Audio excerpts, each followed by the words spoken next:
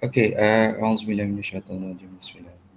Bismillahirrahmanirrahim. Just to share with you, I think 10 years back, I think 10 or 15 years back, when I was a young lecturer with the UITM, still baru masuk ITM, there was a lecturer that came from uh, di Putrajaya. Kita ada universiti apa?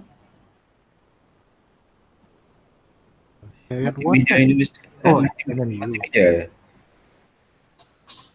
Cyberjaya, MMU. MMU. So he presented a paper to our faculty, and he made a statement where he says that the company law that we have is haram, which is against the Islamic principle. Because the Islamic principle says that everyone is going to be subjected to punishment of criminal offense. If you were to have company separate legal entity, then obviously the company itself cannot be jailed. So how it does it make sense if we were to acknowledge that company law is a valid law from the Islamic principle? Ada discuss dalam kelas tak pasal benda tu?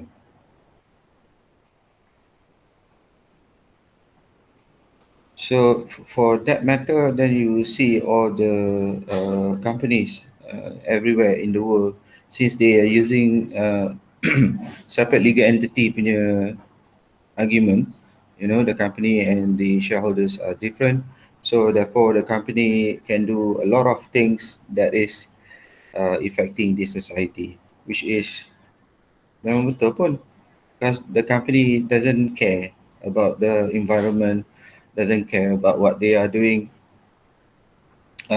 destroying other people's life, because eventually the company is going to pay, and the people who are doing it, they are safe, more or less, quote unquote, safe from action, which is the true owner is safe lah, the shareholders. Wallahu alam.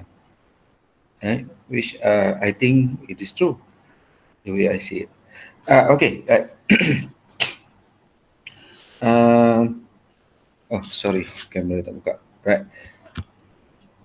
Do you have any questions that you want to ask prior to the area that we are going to go in with respect to the previous area, occupiers liability?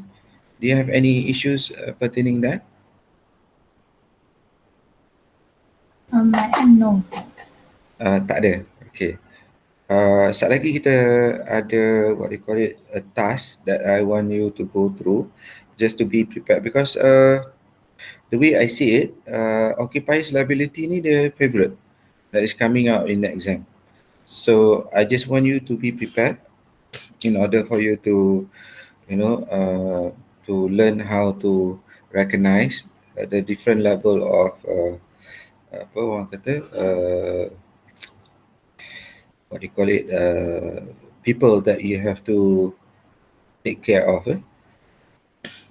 contractor, invitee, licensee, trespassers, So we'll be doing an exercise, ataupun kita buat sekarang, just to, for that 1 hour, we can be able to do that, so you can, ease your mind, just try to discuss among yourself. Boleh tak kita buat yang tu dulu? Boleh. Boleh. So kita tak payah nak belajar. So you share, copy link, viewers, editor, anyone that is with the link.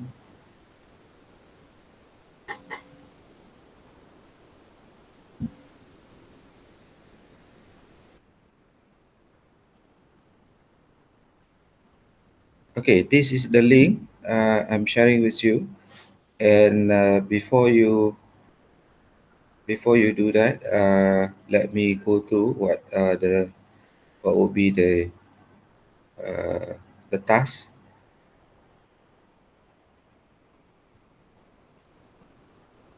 So if you can see this, let me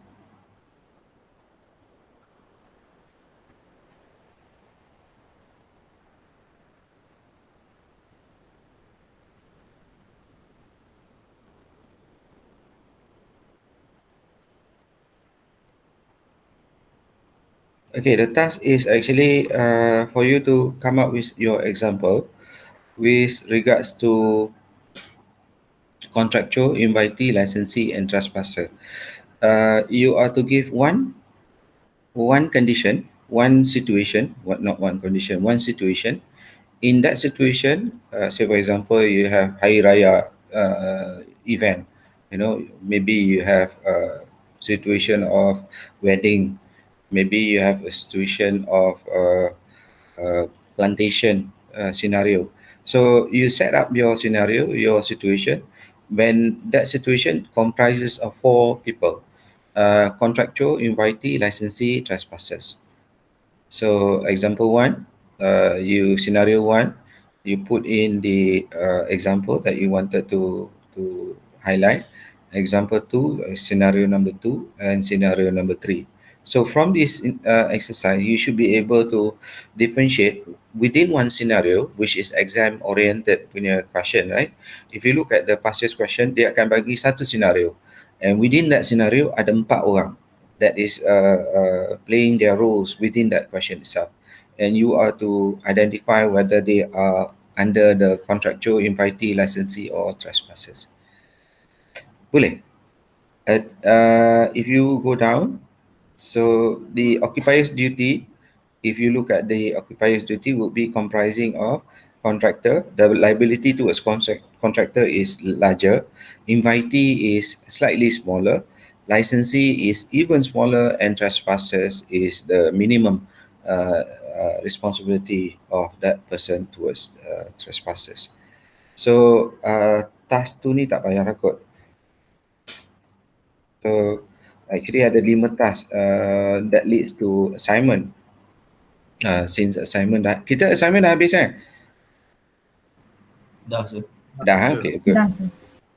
So I think present to class ni untuk task 1 lah.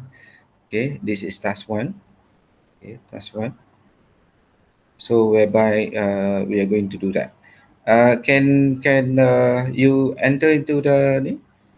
I tak nampak you boleh access. Boleh access tak? I'm not able to see anyone inside. Sir, share the link kat mana ya, sir? WhatsApp group. Oh, tak lepas eh? Oh, tak lepas. Tak No ada. wonder lah. Video tu pun tak lepas. Okay, baru lepas. Sebab handphone saya ni, saya guna apa? WhatsApp desktop. Dapat tak sekarang? Dapat. Okay.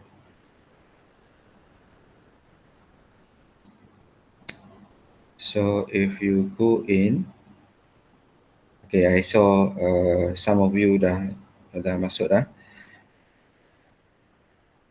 Do you understand what my instruction, everyone? Nampak tak?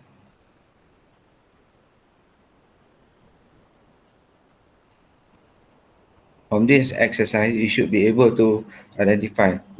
So example 1, 2, 3 would be the scenario that you create. So there would be groups kat bawah tu eh. So group 1, 2, 3 until group 9. So if you have more than 9, then add your ni lah. So you go to your group. I'm sure you know your group, right, by now. So you should be able to give example 1. So let me try to do it simple for you.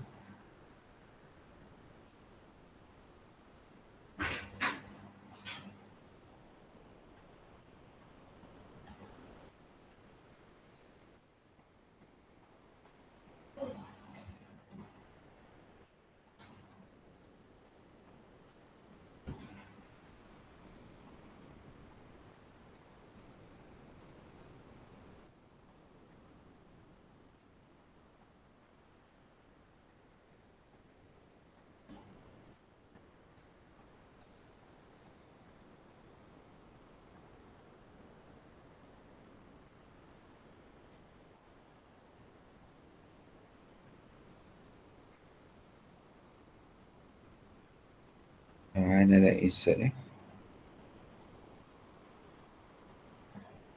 Answer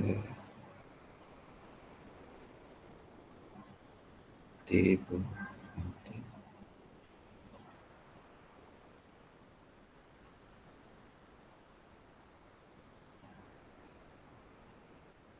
Oh. Anyone knows how to insert table next to the example?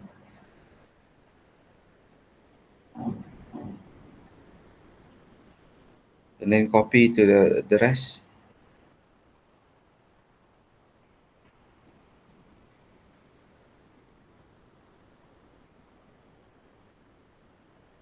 Oh, that's good. Thank you, Edric. So we should be having 1, 2, 3, 4, 5 column. One more.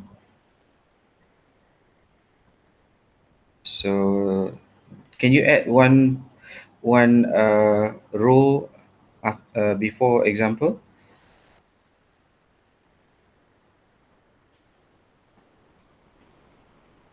Good. So this one is contractor.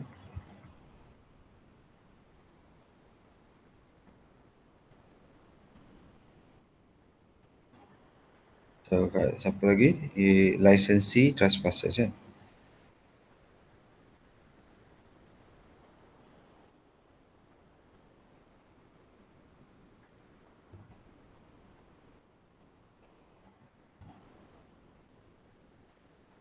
Ya, lagi satu. 4 je kan kita ada. Saya pernah lupa. So 4, 5 betul lah. So delete one column. So thank you.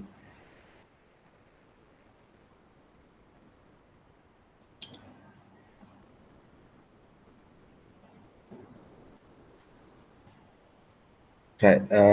Copy for the rest of the group. You just copy from Edric punya group 1 punya ni. Or kalau boleh Edric, you control V. Okay, good. Cepat ni. Oh, that's good.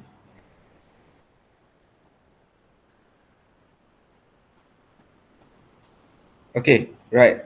So I'll be here. Okay, I'll be here looking at your need. Do you want to get off from the Google Meet in order for you to discuss with your friends or what?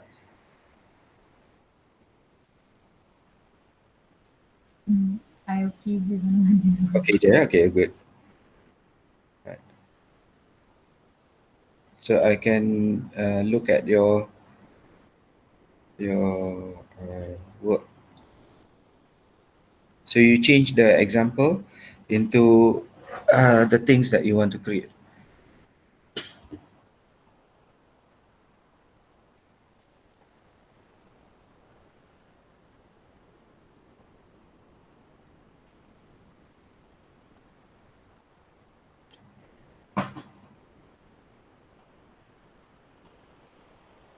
Panas ni. Kejap buka aircon sat.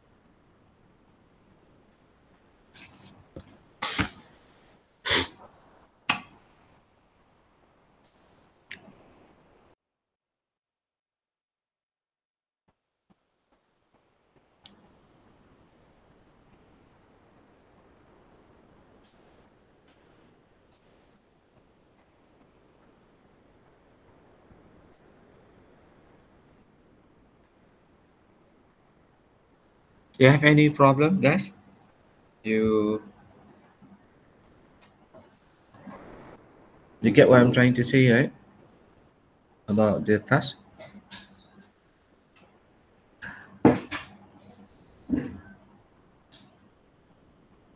Just to clarify, basically we need to perform task number 1, 2, 3, and No, 4. just task one. Just task 1. Just task one. Don't worry about the other task. Okay.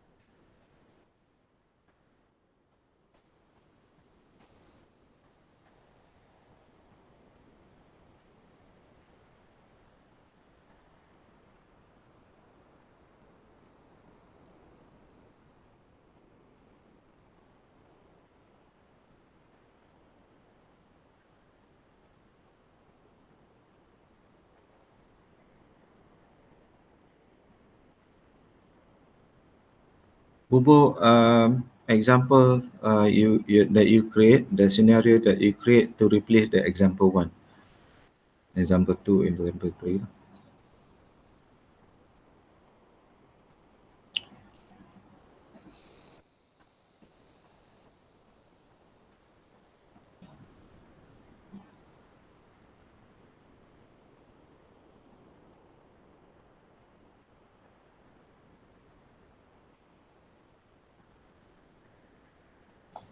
Doktor, nak Salam Cik clarify. Mas. Cik Mas ada dalam grup. Hai Cik Mas. Hi. Doktor, nak clarify. Yeah. This one is you ask us to look for a question from past question papers kan? Tak payah. Task 1 saja. Task 1 is So, if any example lah that we can think of. any example that you can create fictitiously. Okay. So, for example that I said just now, kita buat, kenduri. Say for example, dalam kenduri tu apa jadi, So who are the contractor, who will be the MIT, who will be the licensee and trespassers. And then second scenario, you create lah, you walking in dekat public park ke, who would be the contractual, invitee, licensee and trespassers. The same goes for example 3 lah. Say for example, you masuk dalam shopping complex, who will be the contractual, invitee, licensee, trespassers. Actually kita tak ada satu, patutnya betul lah, lagi satu kolom tu kita kena masukkan the owner kan, tapi tak apa, it's okay. So who will be the owner? Maybe kalau dalam example of kenduri, the owner of the kenduri or the place that is in the owner of the place itself. So the one yang buat kenduri and the owner of the place. So nowadays we have Dewan. So the owner of the Dewan and the person who ran the Dewan. So they are actually the person that is in they have sufficient control over that premise that we are talking.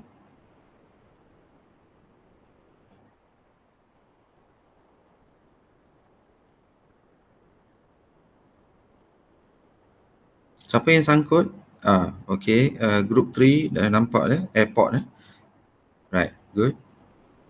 So just give that particular person, siapa mereka, right? Who will be the contractor?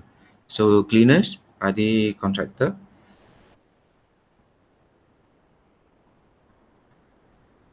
Are they invitees? Are they licensee? That is where we need to identify whether you know who they are. Shopping department. Group 4, shopping department. What do you mean by shopping department? Please clarify lah. The other groups, kalau you nampak macam you tersangkut, you can always refer to your other friends. Macam group 6, they are giving highway users. Okay, so highway users, anyone that is paying toll, motorcyclists, invitee, very good. Licensee, authorities, police, right? You have police that is coming into the highway and doing their job. And then trespassers would be those people along the highway. Kan? We have those people along the highway that cut the fences of the highway, and to have access to the greenery of the plantation that is residing on the roadside. We do have that, and then sometimes trespassers pun they cut in order to have access to the highway, easy way from point A to point B. Good. Tak apa, don't be pressured. The other groups dah mula start. Don't worry about that. Group 1, group 2 tak ada members ya.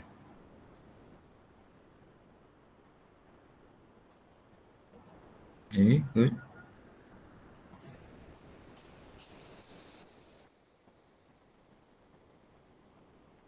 Create the example dulu. Jangan takut, ya. change the example macam group 7 ni, Alia Amira. So you change the example, remove the word example. Okay, tak apa. Okay, good.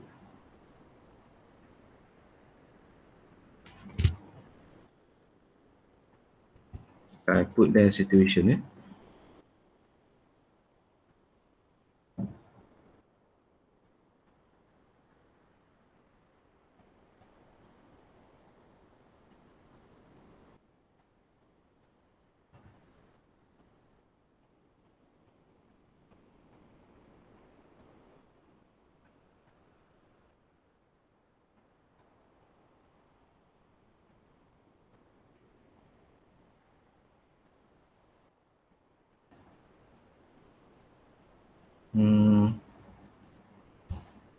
Nafis dengan Syafi'i, you put occupier.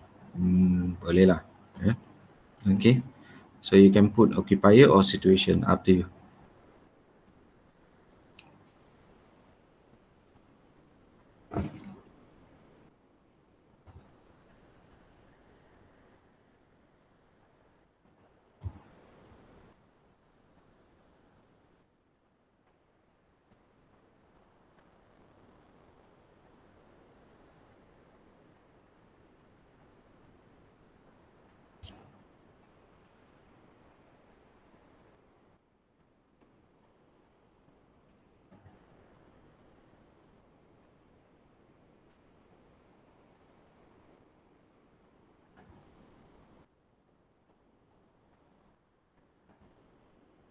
Oh, sorry.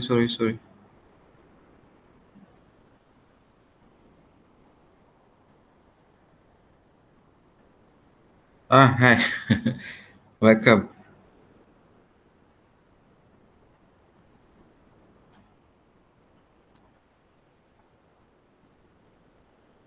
Don't be pressured, don't kita test je. I'm just testing your ni. It can be wrong, It is okay for you to be wrong. Jangan rasa Allah, you have to be right. No. That is the purpose of our study, not to be pressured. Oh, sorry. Dalam exam saja, you're not supposed to make mistakes.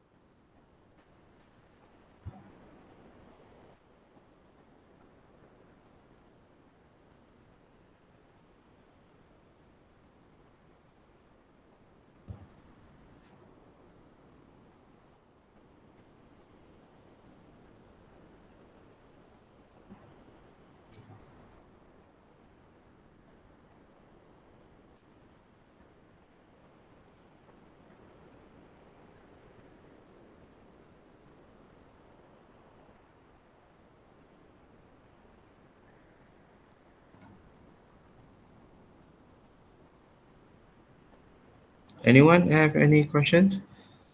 Just ask it.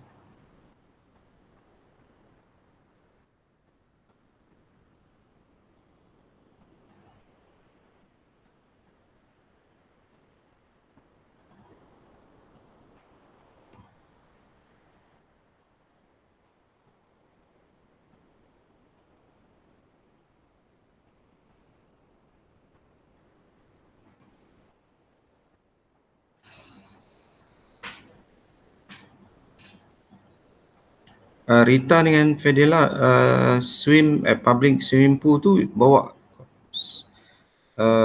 Can I change? Can I interfere? So I cut. Yes, can. Tak apa. I letak kat sini. Okay, thank you. Alright. Okay. Senang sikit kita bagi example. Once you formulate the example, macam group 7 tu, Alia Amira, good. Amusement park, and then hospital, and then rented apartments. Good, very good. Workshop, restaurant, very good.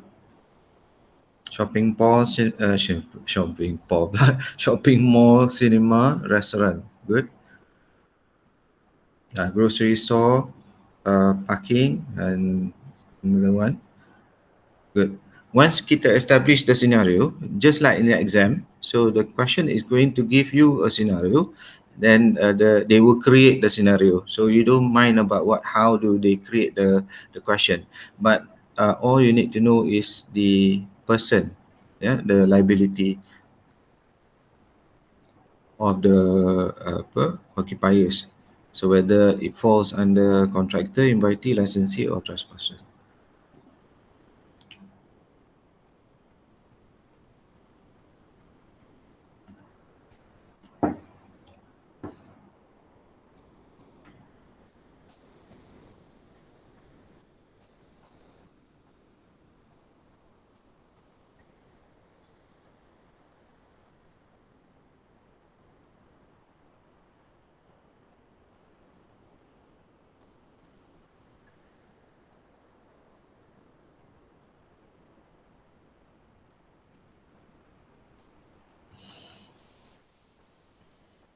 Kita try another 15 minutes for you to think and to create the scenario.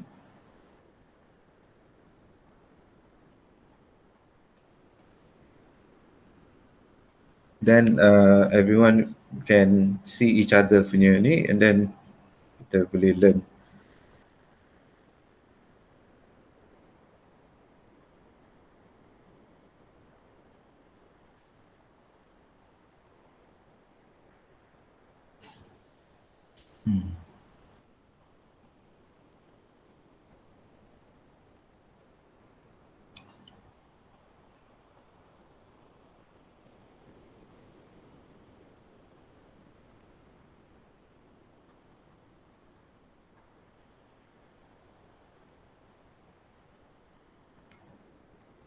Group 5 GSC ada lagi ke? Dah tutup ke? Siang kat dah. JC ada lagi. Ada lagi? Dah lama tak tengok wayang. Dah 2 tahun dah kita tak tengok wayang. Ada.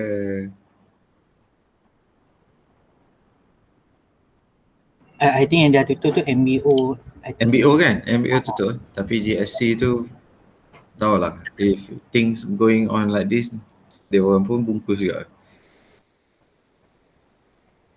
Formula 1 Racing Group 8. Okay, good. Standby cluster KTV pula. Macam mana? Standby cluster KTV lah pula. Macam Allah, itulah. Kantoi. Aduh. So imagine the wife asking, sayang kenapa nak ke mana 14 minggu ni? Cik.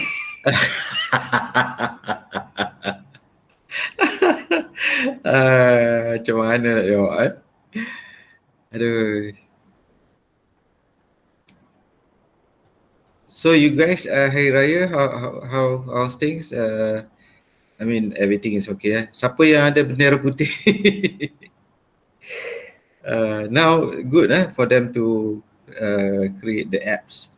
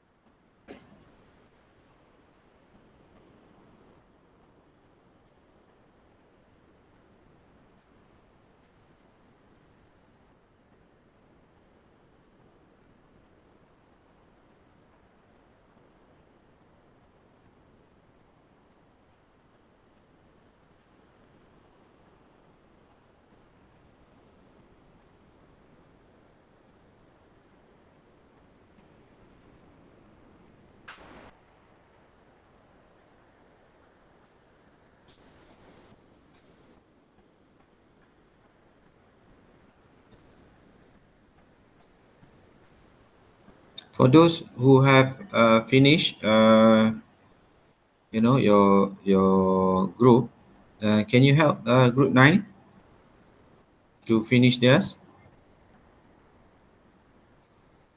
If ask them first, right, whether they agree for you to, to help them out.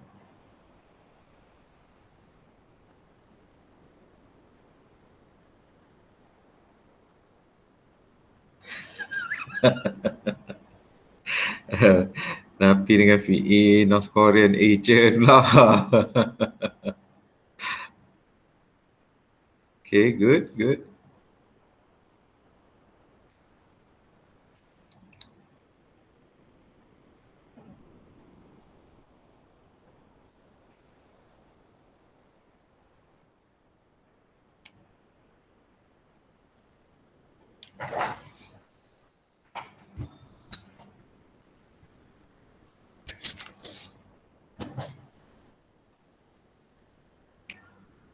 Semangat kerjasama by group members, very good.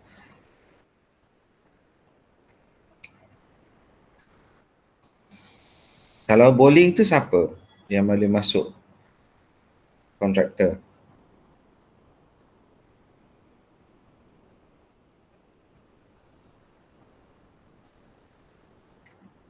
Siapa yang masuk apa kata bowling alley yang memang as of right, they are pay lah, orang yang membayar kan, there is a contractual relationship.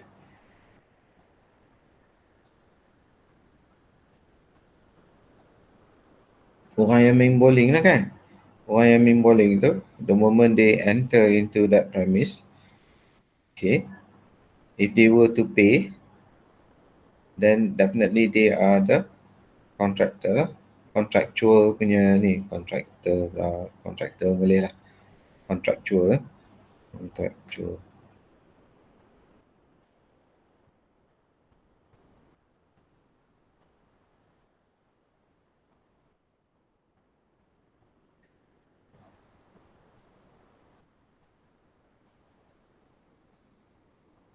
So kalau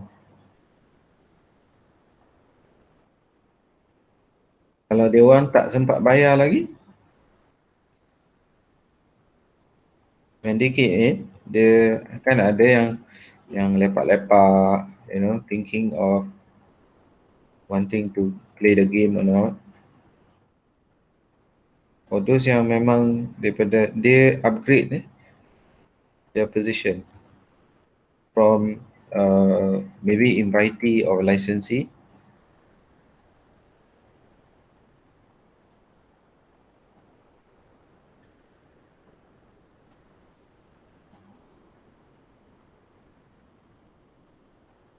yes. Grup yang lain tolong grup 9.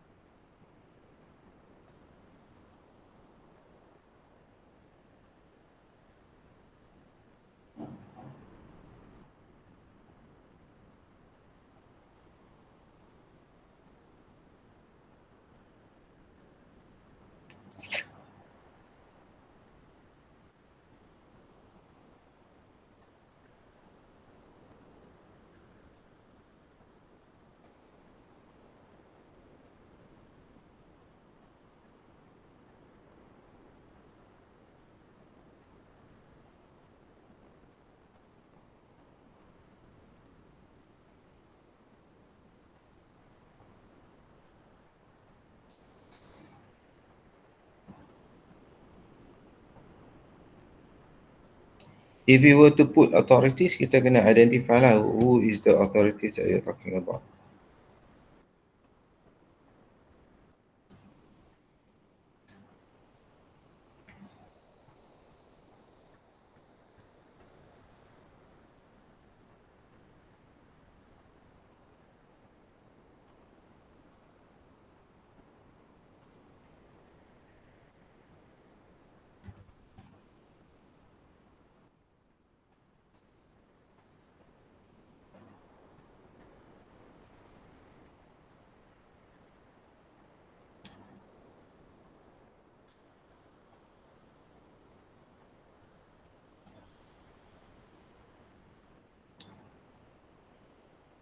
Okay, good, Eric. Local council, good. So bowling center, who be the person or organization or institution that you're talking about? Bowling center. Apa?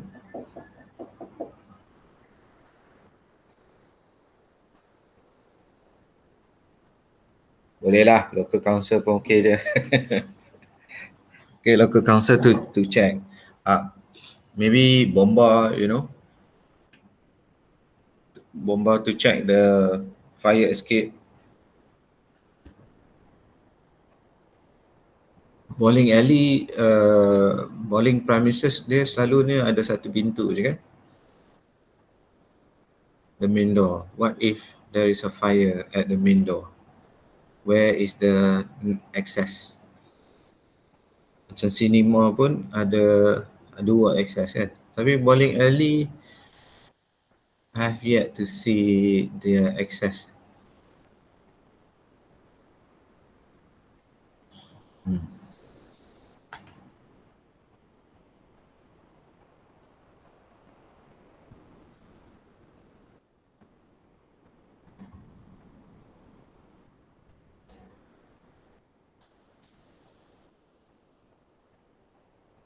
Okay, think done. Everyone okay? So let's look from the first group. Boleh everyone? Are you all ready? Ready, Doctor. Okay, right. So we look at group 3, Hafiz dengan Syafi'i. What they did was they identify the situation in airport, and the occupiers would be MAHB, Malaysian Authority of apa dia punya Malaysian Authority of what? Malaysian Airport Holdings Berhad. Malaysia Airport. Okay, right. So here you put contractor. Why contractor?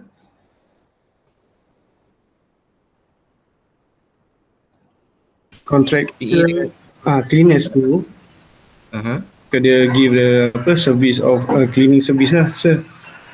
Cleaning service. Yeah. Okay. At the airport. So the invitee is flight attendants, pilot. For example, MAS and AirAsia. So the licensee is travelers or passengers lah of the planes. And lastly, trespasser itu for example the ada previous punya case tu not Korean agent lah, sir. Okay, that one is clear lah. I mean licensee tu macam mana? How do you justify licensee? Passengers, they are actually what? License. Okay, sorry. No, it's okay. Okay. So the licensee ni kita based on punya notes, dia ada urusan dengan invitee tu. So dia punya travelers lah yang datang untuk luggage ke apa ke macam tu. Because we are talking about the airport, right? So if you are talking about airport, they are coming in as the not contractual, but obviously for those members of our class. Here you're talking about licensee because they are the passengers, right? Passengers, say for example, passengers of MAS. So they have a contractual relationship with MAS. However, they are there with the airport. They are not having a contractual relationship with the airport berhad. So they becomes licensee. Yeah, okay, good. Invitee is the pilot for that carrier.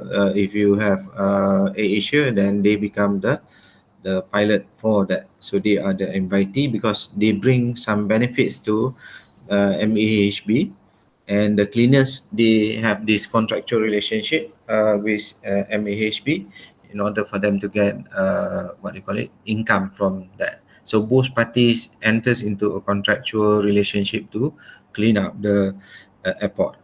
Okay, good, very good. Second, hotel, guests living in the hotel, obviously, right? Good. For everyone else looking at these examples, you can comment, you can ask question, and you can dispute. Invitee would be firefighters, hotel inspectors. I think ini terbalik kot. Yeah. Invitee would be family members and firefighters would be the licensee. Okay, ini terbalik So these two is the other way around. Anyone who enters the building without permission, what do you mean by that? Saya tak tahu sih. Okay, because yeah, maybe because they have identified certain people are not supposed to come into, come to think of it, macam salesman, that some of the example given, right? Yep. So yeah, you can put it as that. Library. So if you look at library, students and lecturers, are they contractors?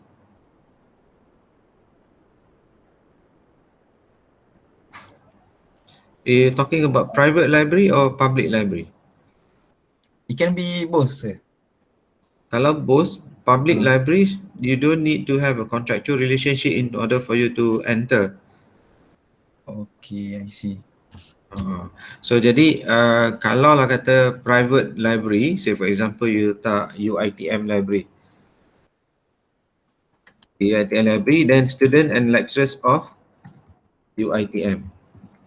Then they are the contractor because they went into a contractual relationship with ITM in order for them to access the library. Yes. Anyone asking question? Sana tengok. Banyak call dari business owners sebab daerah kami baru. Oh, no, it's okay. Apit, it's okay. You can go off if you need to telefon. It's okay. It's okay. Right. And then. So invitee would be officers from respective ministry. Yeah, okay, good. And then the public licensee towards public licensee. The maybe guest lah. So guest and then trespassers. Okay, good. That is group 3, group 4. Ronaldo, Hazim dengan Farid. So you put grocery stores, staff, obviously, contractual relationship, right? Good. Invitee, shoppers, yes, brings economic value or economic advantage. Licensee, anyone, someone who walks into the washroom, yes, okay, they are licensee in a way, right? And then trespassers, burglar, okay. Car park, the guards, yeah, obviously the guards have this contractual relationship. It can be the one that is inviting customers who are using the car park. It's actually yang ni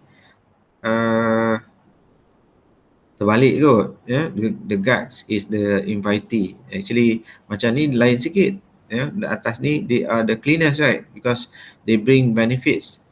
But when it comes to car park, terbalik, yeah? Invitee is the guard. What you call it, they have some obviously car park is about the customers who are utilizing the situation. The licensee, the police, car theft. Okay, good. Anyone having issues about this car park?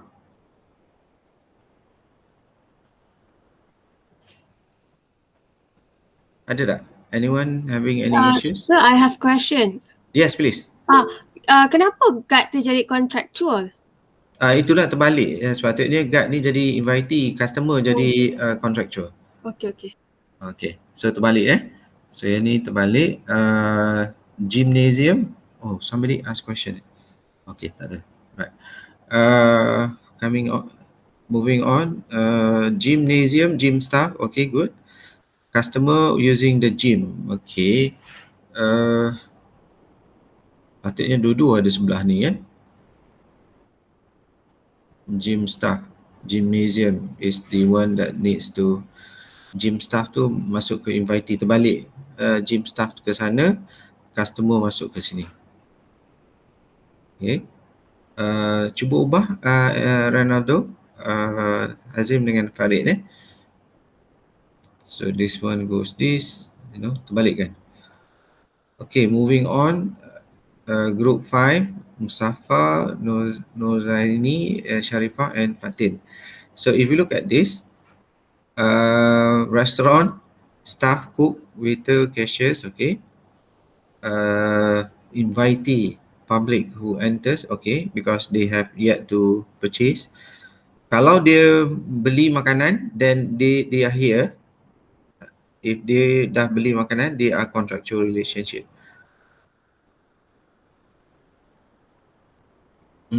Licensee, vendor, very good. And then beggars, okay, good. GSC cinema, employees of GSC, person who. Yes. Sorry, just want to stop you there. Tadi dekat restoran kan, so kalau kata orang tu dah masuk and then they already ordered, they become contractual. They become contractual lah. Dia status dia berubah ikut apa dia buat. So the moment the person comes into that particular place, so the status change from the activity that they are doing. So if they were to pay something, then obviously it becomes a contractual relationship. That you can enforce by virtue of your contract law punya knowledge lah. Okay, but if they were there, but the potential of them bringing benefit to the premise, then obviously, because whenever any guest coming into the restaurant, they have yet to sit down, you are bound to be responsible for their safety. Why? Because they are invitees. They have yet to change their status from invitee to contractor. I see. Okay, thank you. Welcome. Good. Ada lagi soalan? Saya. Yes, please. So kalau macam vendor tu, boleh ke dia jadi invitees because dia kan supply dia barang macam ni. Kan?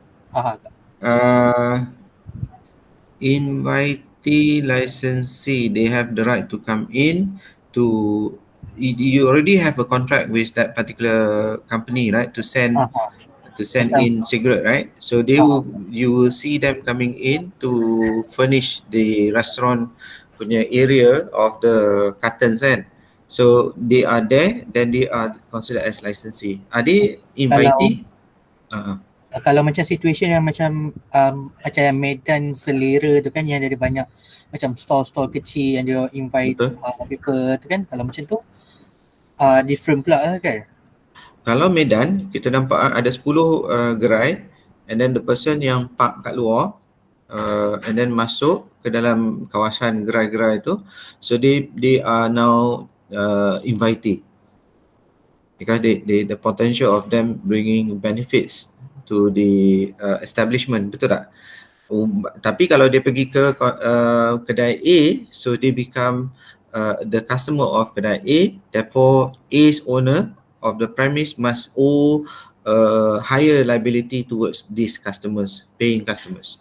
Tapi kalau orang lain mai duduk, they are not the one yang beli daripada kedai A. Katalah contoh X, dia datang ke kedai B tapi dia beli kat kedai A.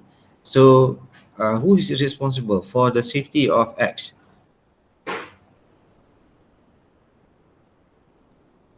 Kedai yang dia beli daripada tu.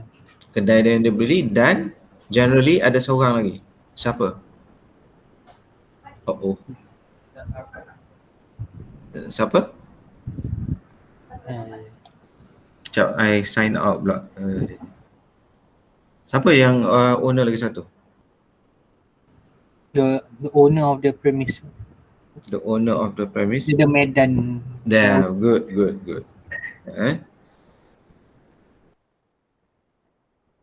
Saya pula kena sign out.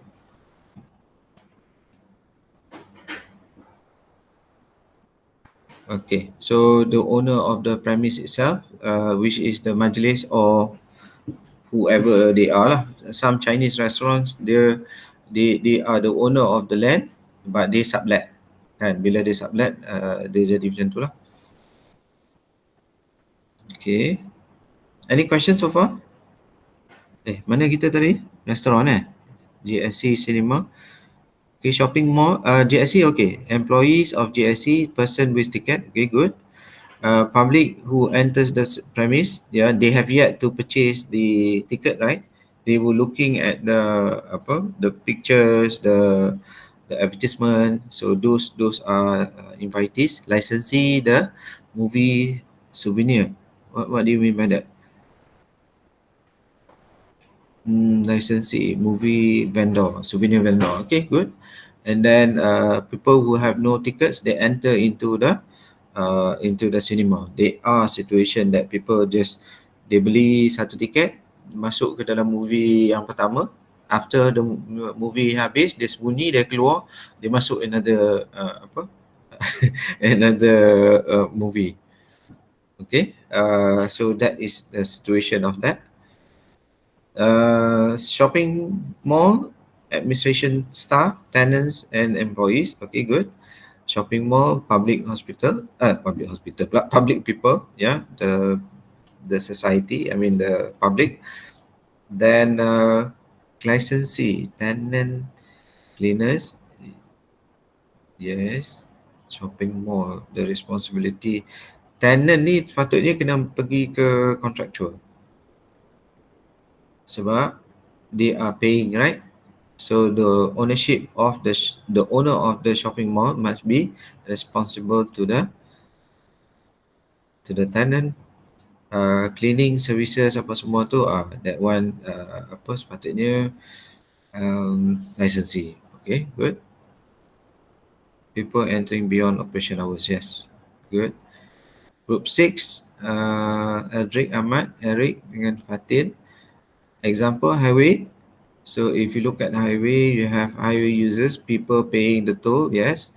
And then motorcyclists, right? Motorcyclists, they are the one that enters with the with the permission of the owner, right?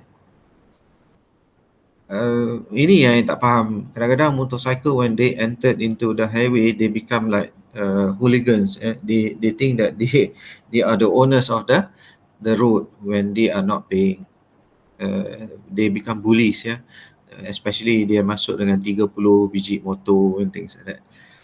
So sad. They have no idea their status, you know. Licensee, authorities, JPJ, police, yeah, in order for them to do their job. Okay, good. Villagers, okay, right. Workshop, renovators, equipment servicing technician, right? Okay, workshop, obviously they are the contractual entrants. Suppliers, customers, yes, they are the invitee. Customers here, if they were to be customers, paying customers, you know, then they become the contractual, yeah. So they will be in the contractual. Customers, potential customers, yeah, potential customers, they are the invitee. But when it comes to them being customers, then dia ada dua potential customers dengan di sini pun boleh insert customers lah, paying customer. Authorities, licensee, yeah, okay. DOSH especially, yes. Thief, burglars, okay, good. Restaurants, customers of the restaurants, okay, fine. Public entering the premise but yet to perform, okay, good. Authorities, enforcers like JAKIM for halal certification, okay, good. And then thief. Group 7, Alia, amusement park visitors who came to play games, okay, they are ada tak contractual amusement park? Okay lah, amusement park macam you kena bagi spesifik Macam Sunway Lagoon. Sunway Lagoon, Surabaya. yes, good. Visitors who play the game, playing game tu mesti dah kena bayar lah kan. Invitee would be statutory body in terms of invitee. Why do you say invitee statutory body? Sebab I'm not so sure kalau kat Malaysia diorang ada apply ni ke tak, tapi macam dekat Amerika, so setiap amusement park or theme park akan ada macam authority body that will go and inspect the amusement park on the infrastructure and all, whether it is in a good condition ke tak, apa semua lah. So how do you say that they are invitees and not licensee? Legally authorized entrance. Hmm? Because they are legally authorized to do so. They are legally authorized, but the rest pun ada legally authorized kan? It depends on the situation lah. So in this case, they can be invitee and also at the same time licensee. Okay, good. Hospitals. Any question from the rest about this? Ada? Tak ada? Tak ada. Okay. Hospitals kalau kita tengok inpatient obviously and outpatient. Those paying, right? Patients, family, yes. Visiting physicians, yes, because they are licensed. And then wandering teenagers looking for a washroom. Okay, right? Boleh. Rented apartments, tenants, obviously, right? If they are not paying, then they reduce their contractual relationship into invitee. Say for example, they did not pay for the month, right? So the contractual relationship, kalau lah tak ada lagi contractual relationship, then now the liability of the owners of the premise is lesser towards them. So renovation workers, okay, good. Invitees brings the benefit, developers, okay. Landlord of the rented apartments. Why landlord of the rented apartments here? Licensee. Sebab dia ada hak, mungkin dia beli apartment tu. Okay. I get what you are trying to say. Okay, unauthorized person who is not permitted to enter the premise. Okay, like robbers, salesmen. Okay, good. Group 8, Formula 1.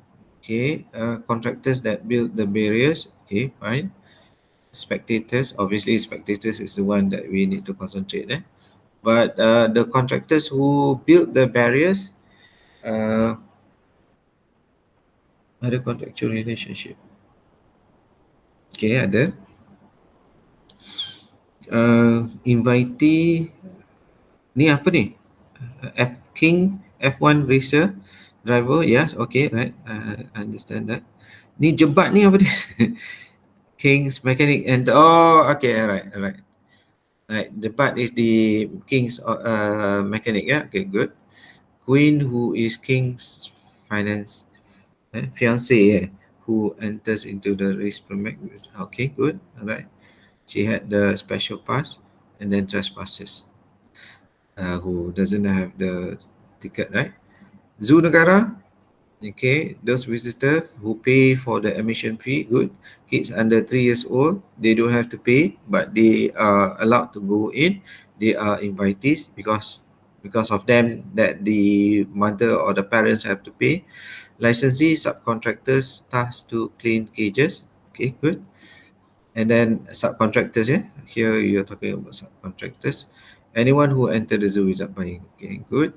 Petrol station, workers, cashiers, pump attendant, and also customers lah. Okay, customers yang mana yang bayar. So anyone who enters into the building to buy things or what do you call it, to buy the oil, the fuel, then obviously they are the one. So anyone that is, yes, anyone? So kalau datang cucuk duit je kat ATM? So kalau dia cucuk duit, they become invitee je. Okay, alright. Because they have nothing got to do with the premise. Say for example Petronas, right? So Petronas is not going to be, or the owner of the petrol station is not going to be responsible for anything towards that person, because that person is an invitee as compared to the one yang beli barang. So kita selama ni kita tengok orang masuk dalam petrol station, kita ingat kata semua orang sama. Tak, they depending on the who they are, what they are doing. Here we have licensee. Okay, tea leaf, Starbucks, Dunkin. Okay, good. They are licensee. They are there because they enter into that relationship. However, they can be there. And then individual who sells keropok, jambu asam, some boy and standing anywhere around. Yeah. So those people yang minta sedekah, you know, they are at times dia orang datang, you know, give pamphlets, you know, asking to sell books, or as what Zida, Arif and Fatin was saying, that they sell keropok and asam and things like that. Last group would be Rita and Fadila. Public swimming pool visitors who comes to the swimming pool. Do they have to pay or not? If they are paying people, then they falls under this. But if they are just visitors, then they become invitees saja. But they don't owe. So public here, the government is, dia tak worry sangat tau. Bila dia ada dia punya public area that they should maintain, the higher standard for them, no need for them to worry, because these people who come in is not paying money. Though the argument you might say, I pay my tax, then therefore I have access to the public amenities kan. Tak, it doesn't work like that. They must be able to pay something in order for them to be to get that level of standard of care. So the standard of care for them, visitors ni sepatutnya kena pergi on the invitee.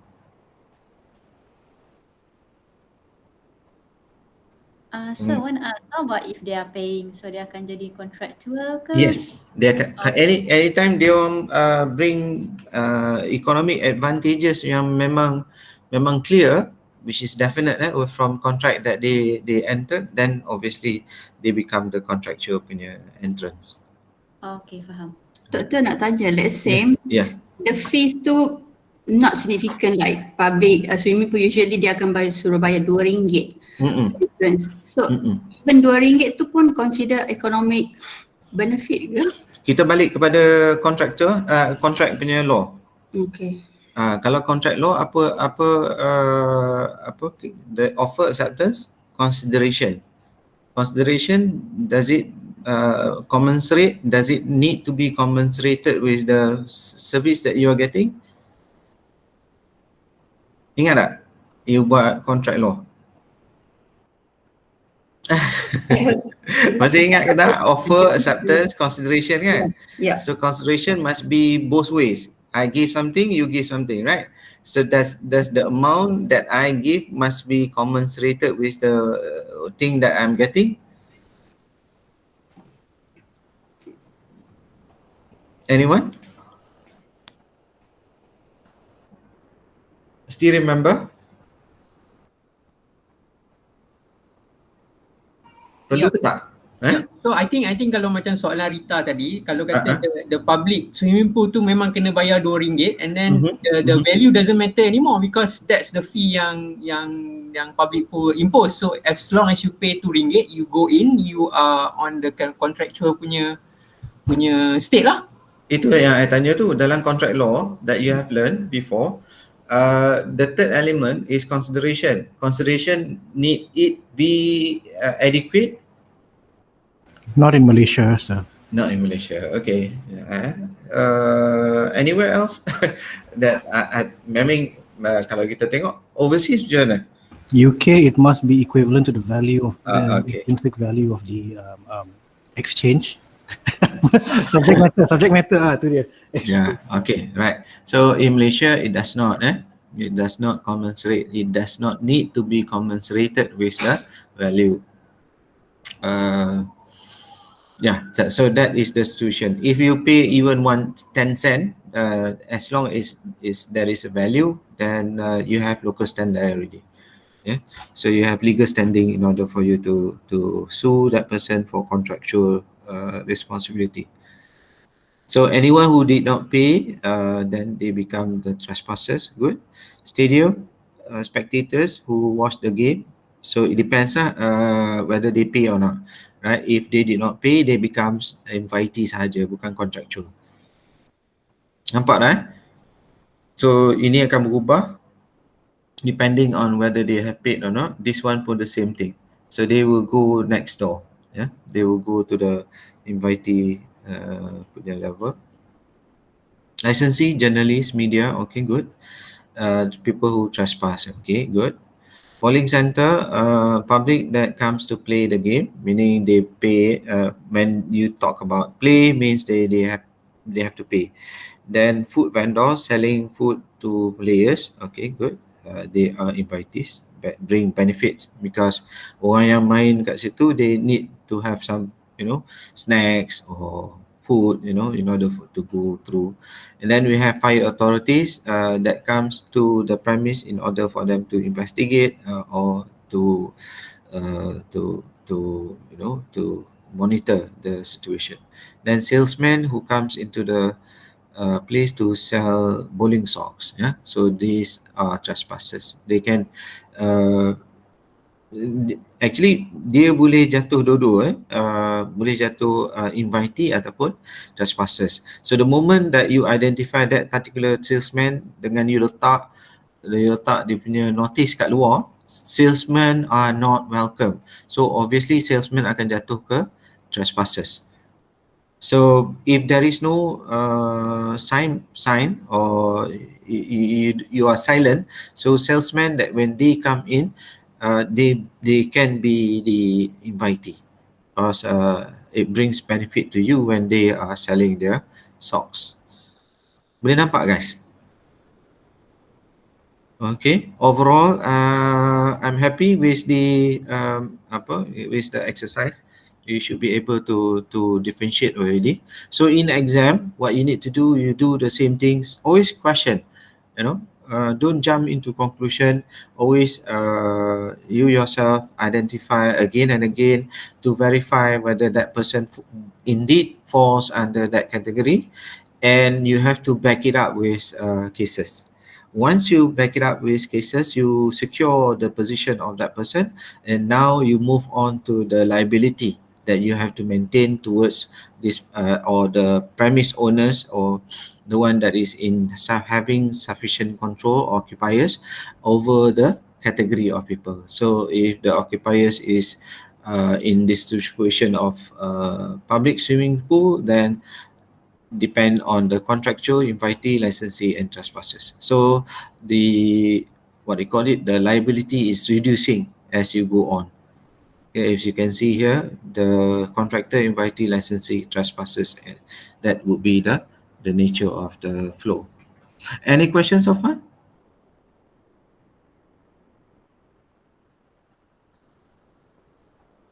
Boleh? Boleh sir. Okay. Okay, right. Boleh ya? Right. So, kita sambung kita punya ni.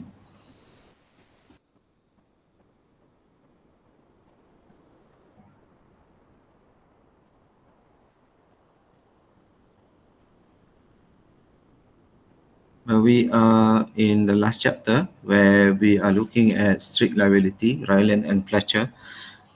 This Rylands and Fletcher is part and parcel of nuisance. That is still the argument. Remember when I say that when it comes to law of torts, it is a living law. Living law means that any decision of the courts can easily change the law of torts because we don't have an act. If we were to have an act, some areas like defamation, yes, we do have act in order to regulate the scope of the law.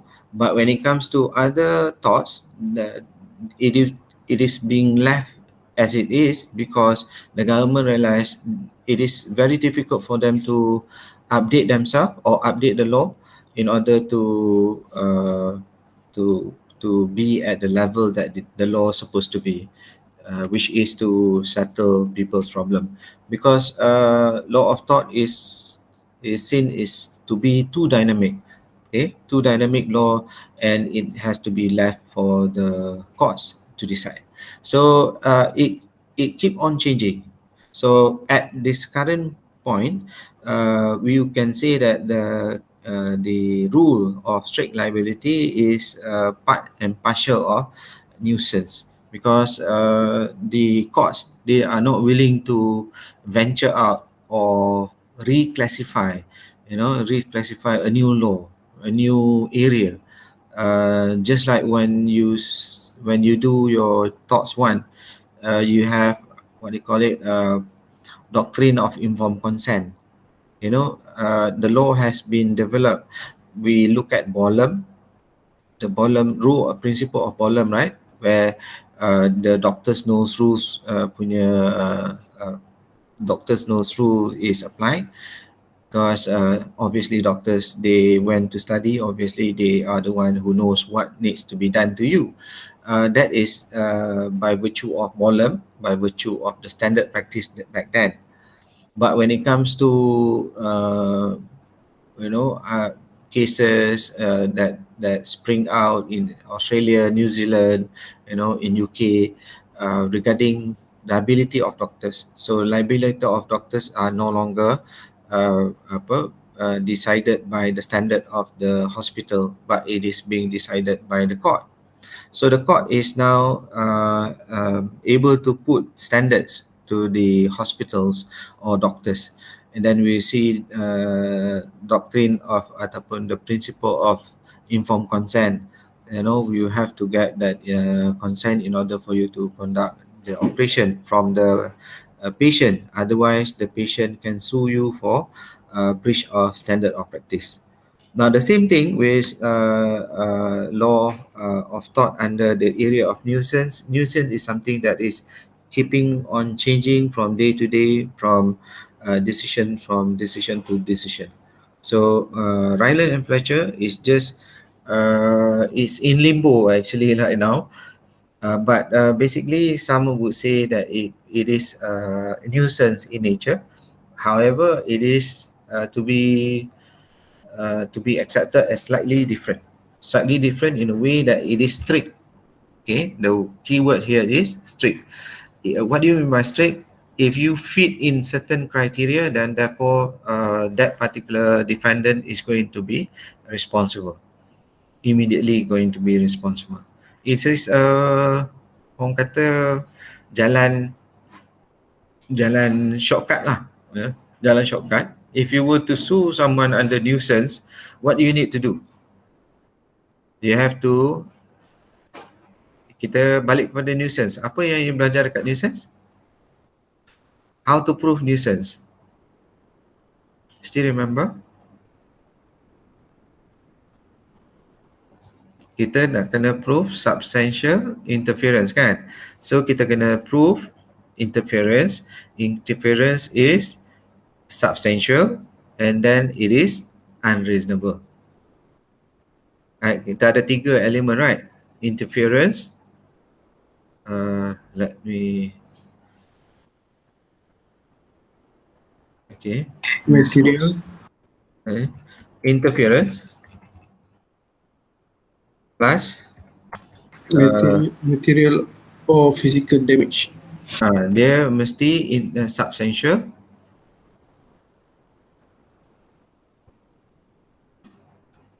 And then dia kena ada what we call unreasonable.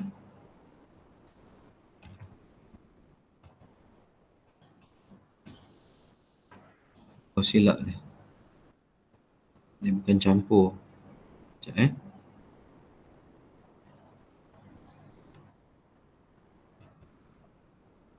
Okay. So nuisance equals to interference plus substantial plus unreasonable. If you have interference alone, which is not something that is substantial and unreasonable, definitely it cannot be nuisance. So coming back to Rylands, here rather than going to the interference, substantial unreasonableness and things like that, right? So you choose what they call it, a shortcut, where you can prove to the court that the person is doing something that you don't have to prove much.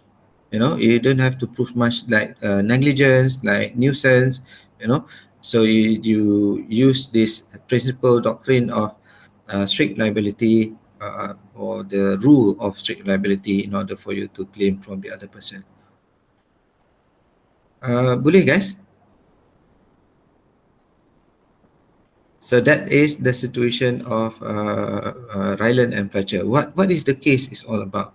Now the case is pertaining to this so-called situation whereby the plaintiff and the defendant wanted to create a reservoir on his land, and then when he erected the reservoir, the contractors realized that there were some tunnels.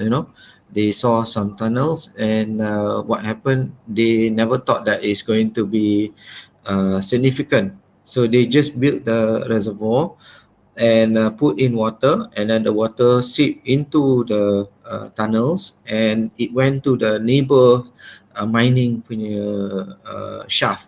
They have the cave or the mine shaft. It was flooded with water, and obviously they have problems. They suffered some kind of damages, obviously, right? So they claim against the defendant, and the defendant said that they are not responsible. Under the rule of nuisance, then the duty is to prove that as the formula says, that interference, you have to prove interference, you have to prove substantial, you have to prove unreasonableness. So the duty is towards you, the plaintiff, in order for you to make your case or to win your case.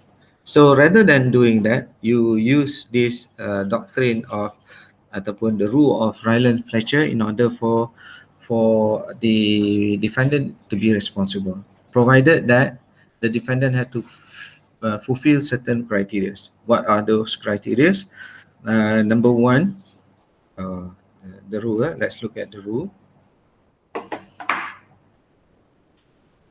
Okay, number one is you brought in something in.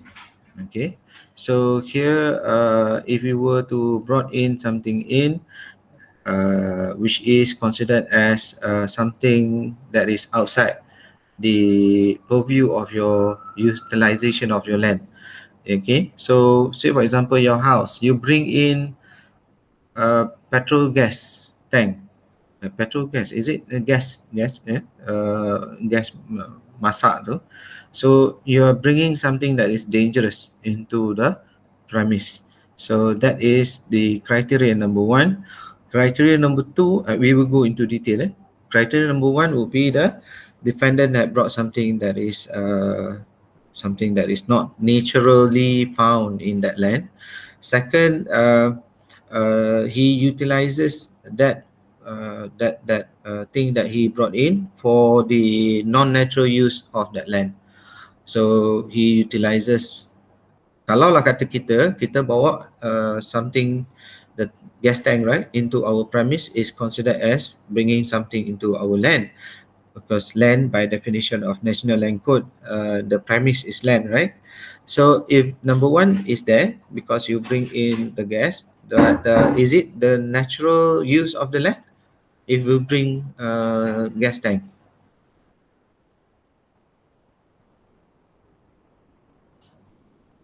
guys? No. Yes. Okay.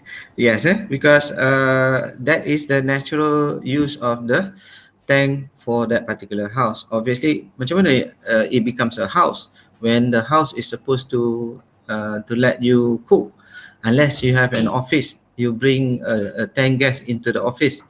Is it something that is natural use of the land?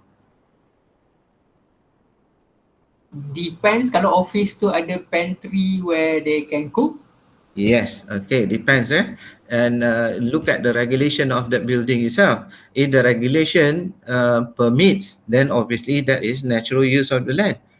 Betul tak? Tapi kalau you say for example, the house that you have, you bring in 10 tong gas. MCO punya situation kata lockdown, you are so worried that you are not going to be able to secure your gas, you bring in katalah 10 tu terlampau banyak lah, you masuk 4 tong gas, reserve 3, 1 pakai. Did you bring something into your own land?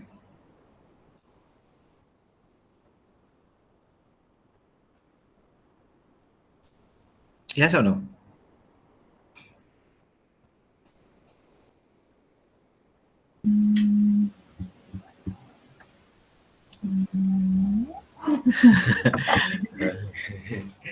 You bawa masuk tank. Tank tu alien ke tak? Tank tu ada dalam rumah ke tak? Tak ada. Tank tu not alien lah, I guess, but the number of the tank tu become unreasonable. Okay. So number one is that the tank itself is an alien. Obviously, that is considered as you brought something into your land. Betul tak? Tapi bila tank yang you bawa masuk adalah satu adalah kegunaan biasa. So the second requirement dia kata it is a non-natural use of the land. So if you bring something that is natural use on the land, which is that the gas tank untuk nak memasak, that is considered as natural lah. Walaupun it is unnatural that you bring in the first place. Betul tak? Kejap I letak ni lah. Mungkin okay. Sekejap First. Okay. Second. I ambil ni je lah Ambil sama-sama senang sikit nak discuss.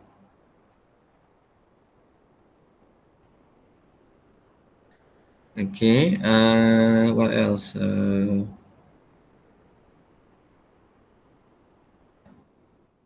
Kita bagi the rule first.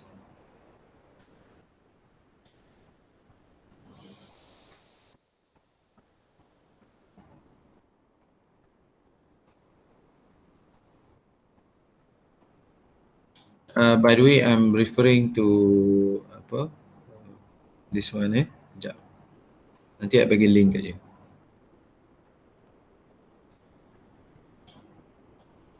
Okay, I'm giving you the link so you can have a look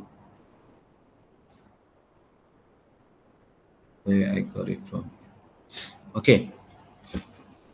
Now, this is with regards to the formula ataupun the test that you apply meaning you tu siapa, the courts. Then when they apply this rule, why they this one, because I am telling you that Rylands and Fletcher and all other laws of torts keep on changing, right? 100 years or 50 years down the road, it might change. It might be developed into something new, where the courts is able to say, okay, fine, we are going to look into this particular area and that area is to be recognized, as a proper law. But for the time being, they are in the limbo stage whereby some courts would say Rylands and Fletcher is not on its own. It is something that is falling under the law of nuisance. So the principle of the test of nuisance will be applied. However, slightly different from nuisance. Dia anak kepada nuisance. Dia masih dalam nuisance. Dia bukan jadi lain daripada nuisance. It is yet to be developed into that stage. That is, I want you to understand that. So when it comes to exam, there is a situation of nuisance that is going to be given, and if the question is more towards the formula of Rylands and Fletcher, meaning strict liability, then you can apply both. Because there are cases, if you look in your books and online, that involve a party, the plaintiff suing for negligence, nuisance, and Ryland and Fletcher. Okay, the rule of Ryland and Fletcher is slightly different because nuisance, they have their own test. Rylands, they have their own test. So jadi is slightly confusing where you have the courts don't want to recognize Ryland as on its own. To me, there is no issue about recognizing Ryland and Fletcher as being a special way of to tackle problems. You can sue them, 3 of them. You remember when I told you if you want to attack someone, you have only one chance of doing it. So might as well throw everything. So if you want to sue someone, you sue under negligence, you sue under nuisance if the facts fit into nuisance, and then you also sue under Ryland and Fletcher. Because these 3 are slightly different in terms of the requirement of the test. So let's look at the test. Yes, question. Sorry sir. So kalau dalam exam, the question comes around this issue, so we can answer both lah. You Yes. mean we can answer from nuisance punya point and also from strict liability punya point? Or do Yes. we need to put both? You bagi dua-dua. I see. Okay. Ya, bagi dua-dua. So because the scope of our syllabus covers strict liability and nuisance, right? So if the question you nampak macam ada element of strict liability, then you can put it in. Both, you can put both in order for you. You don't put only one, nanti takut sekali lagi you are scoping. Because kita dalam real scenario pun kita akan saman under the rule of Rylands and nuisance. Tapi you tak boleh masuk negligent walaupun you nampak ini ada negligent ni, but you cannot bring negligent because scope negligent is syllabus 1, TOS 1. So don't get carried away. Boleh guys? Okay sir, thank you. Okay, right. So if you look at the formula or the test, the defendant had brought something into his land.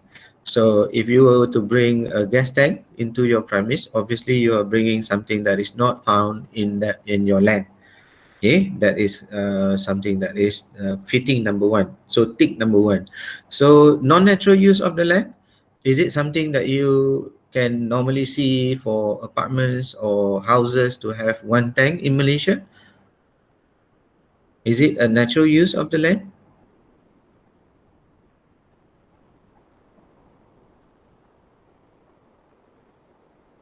Macam mana?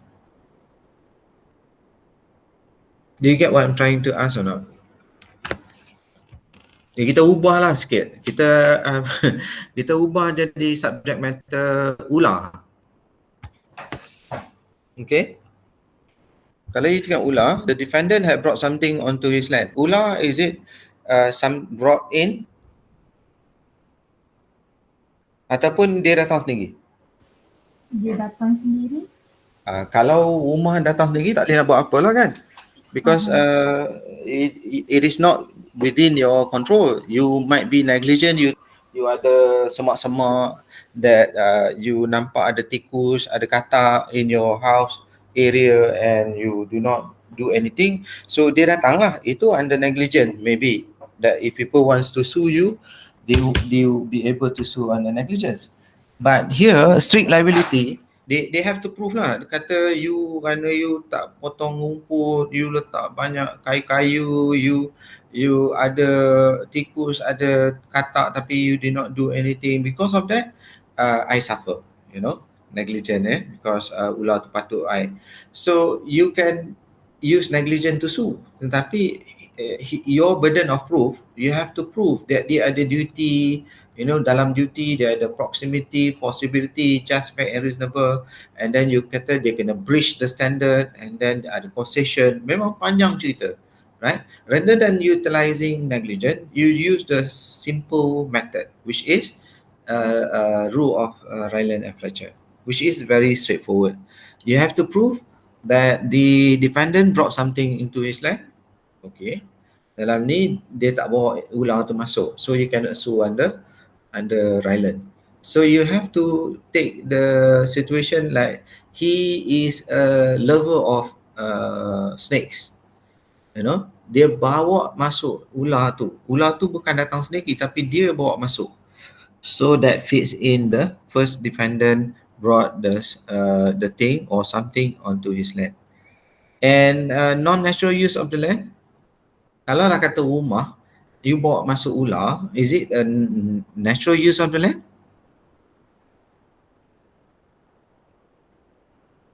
No. No, kan? Kejap. Okay, that is non-natural use of the land. Is it something that likely to do mischief? Yes, sir. If it's escape, Yeah. ada escape tak dalam keadaan ni? Dia kena keluar daripada rumah you to cause something of a danger to somebody else. It might happen. If it escape, then if somebody suffered injury, then obviously dia akan you are going to be fitting that requirement.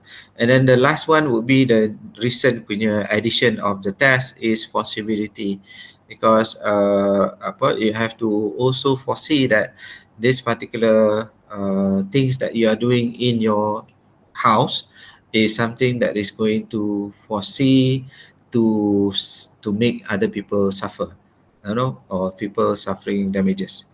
So this actually the 5 tests that we can see in respect to Rylands and Fletcher. Any questions?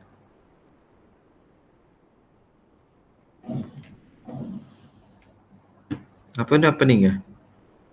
Simple kan? Straightforward. Okay, the other thing which I'm curious about, contoh lah. I can't for the life of me terfikir in Peninsula Malaysia, but in Sarawak we have 2 crocodile farms. Yes, good. So you have the saltwater and the seawater. Saltwater and the in Miri, and freshwater crocodile farm in Kuching. A few years back, I'm not sure if Rita Fidelia ingat, there was a flooding, and the perimeters of the crocodile farm in Kuching was not done using brick wall. It was using normal dawai crisscross. And during the flooding, some of the crocodiles, the smaller size, escaped into the river system and the drainage.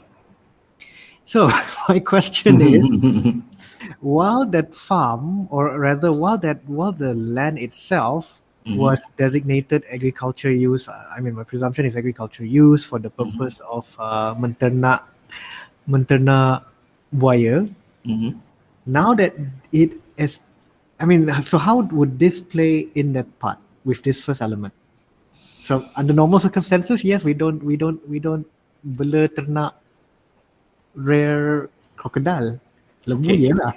The license was given or not? License was given. Okay. So license was given, therefore that shall fall under negligence. Okay. So it's because it started with the thing you are bringing in is whether it is permissible or not. Because if you bring in something that is not permissible, then obviously the rule will be easily applied. So kalau kita tengok bawa masuk buaya dalam kawasan.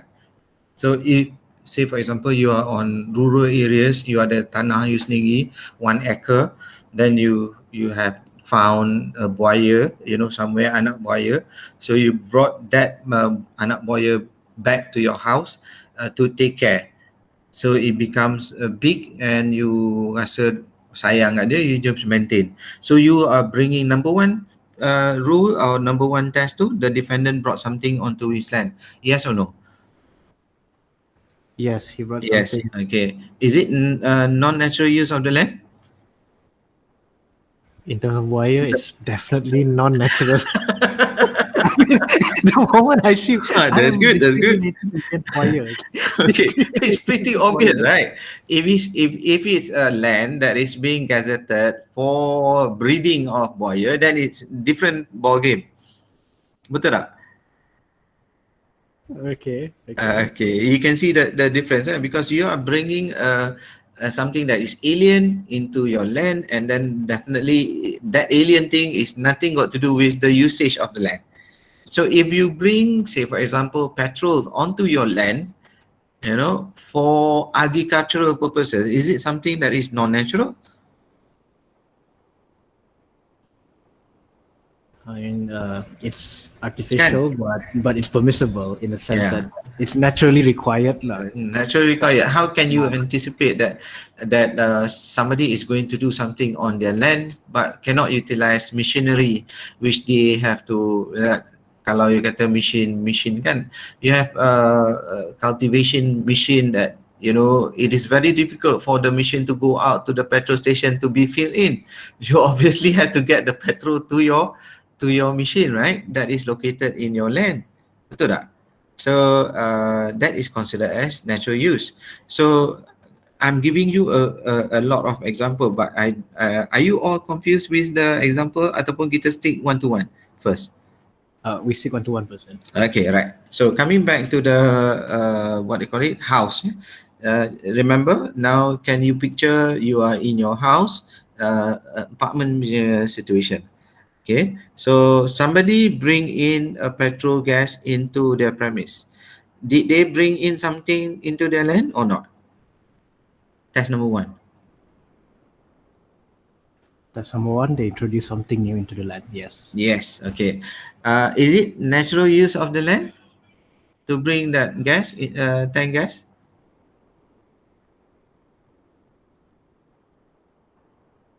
For the purpose of cooking, yes. Yes. Okay. It depends on the because the scenario that I'm setting is the what do you call it, apartment punya situation, right? So it is a natural use of the land, and then something that will likely to do mischief. Can it something that can do mischief or not? The probability is high. Yes. Okay, good, right? Gases explode, right? And then it can escape. Can it escape? Yes. Okay, it's if it is exposed, the explosion is within the household, then it's okay. It doesn't you rosak diri you je lah kan. But here it is escaping. The fire that from that explosion escape, and somebody else's house is on fire also. So that is considered as escape. Can you foresee? It should be foreseeable. Should be foreseeable, right? Betul. So if you look at the formula, how many ticks? All ticks. All ticks? Are you sure? Tak. The natural use tadi. Only okay. number two yang. So the formula have to have all ticks. If only one tick you cannot get, one non-tick, so the rule cannot be applied. So here 1 plus 2 plus 3 plus 4 plus 5 equals to strict liability.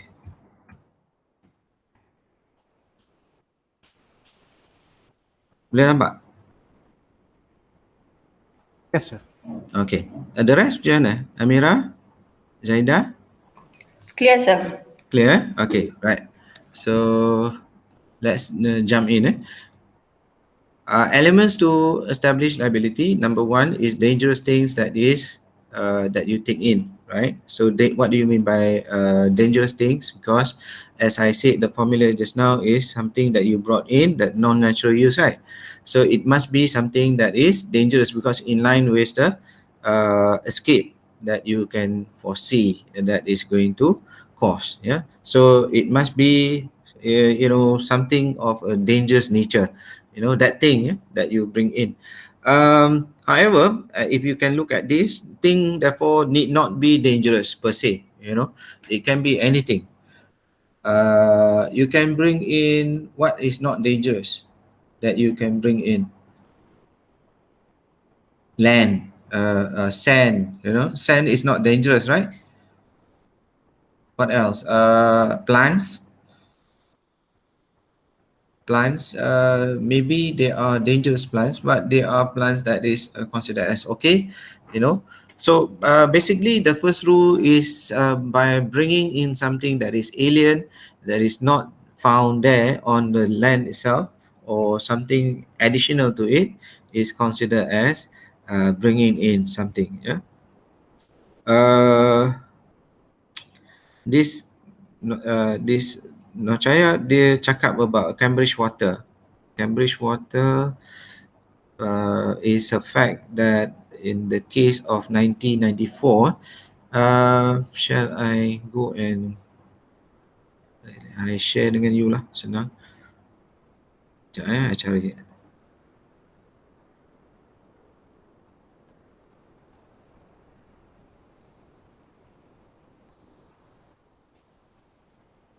This is the one just now. Sekejap.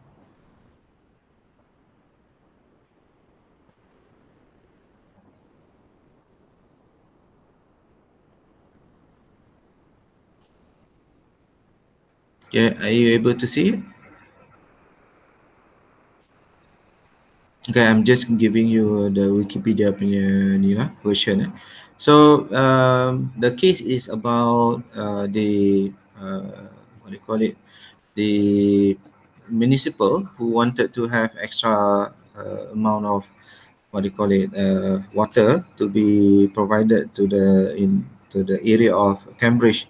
So they engage in the borehole to extract water from the underground level of water, the groundwaters, and they discovered that from the standard that is being applied by the European Union, that this so-called chemical content is prohibited, because once you are under EU, before this, if they are under EU, so the law is being applied throughout EU. So the water is considered as toxic, and they found that this so-called PCE is something that is within the water itself. So because of that, the borehole has to be shut down. They suffered losses, and they sue the company that causes the chemical, which is the Eastern Counties Leather PLC, right? So they produce leather manufacturing, and because of that, there were cracks on on their premises that water seep through into the groundwater punya level water. So the chemical comes from the what do you call it? The leather company. It is difficult for them to prove that it is actually the leather company that that contributes to the chemical. They are unable to prove it scientifically, so they claim under nuisance, they claim under negligence, and they claim under Rylands. So we went up to the High Court. The High Court reject all the three claims. It went to appeal in the Court of Appeal. The Court of Appeal overturned the High Court, saying that there are responsibilities of the leather company towards the company that is taking out waters, right? So the water company, and then it went up again to House of Lords, and the House of Lords rejected the Court of Appeal, meaning it goes back to the High Court decision, which is to reject the claim by the water company towards the leather company.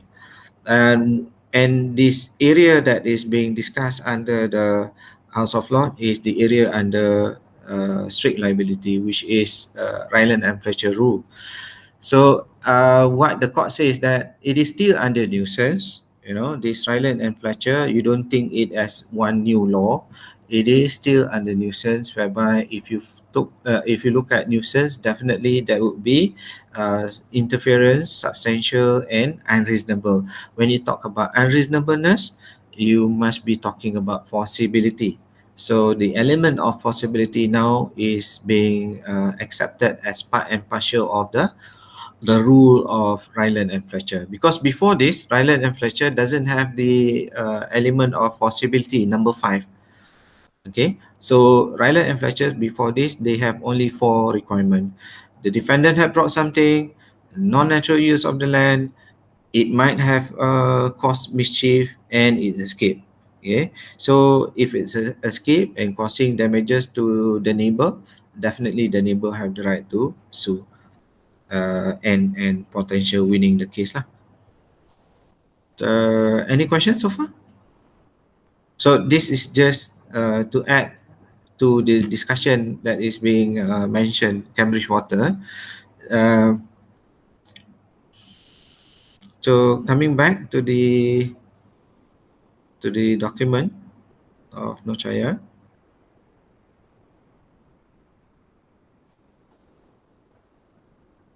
So you have that intention to accumulate, okay, as the principle that I mentioned to you. So non-natural use of the land, something that you want to brought in, you accumulate on the land. So if you bring in 10, what they call it, 10 gas tanks, what do you think?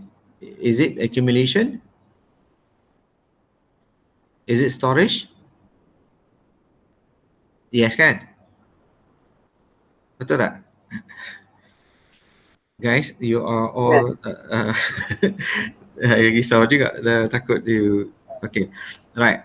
So here, just to simplify things, you know, macam mana nak buat because we have to cover cases kan. Okay, tak apalah, kita buat. So the rule is not applicable to anything that is naturally found on the land.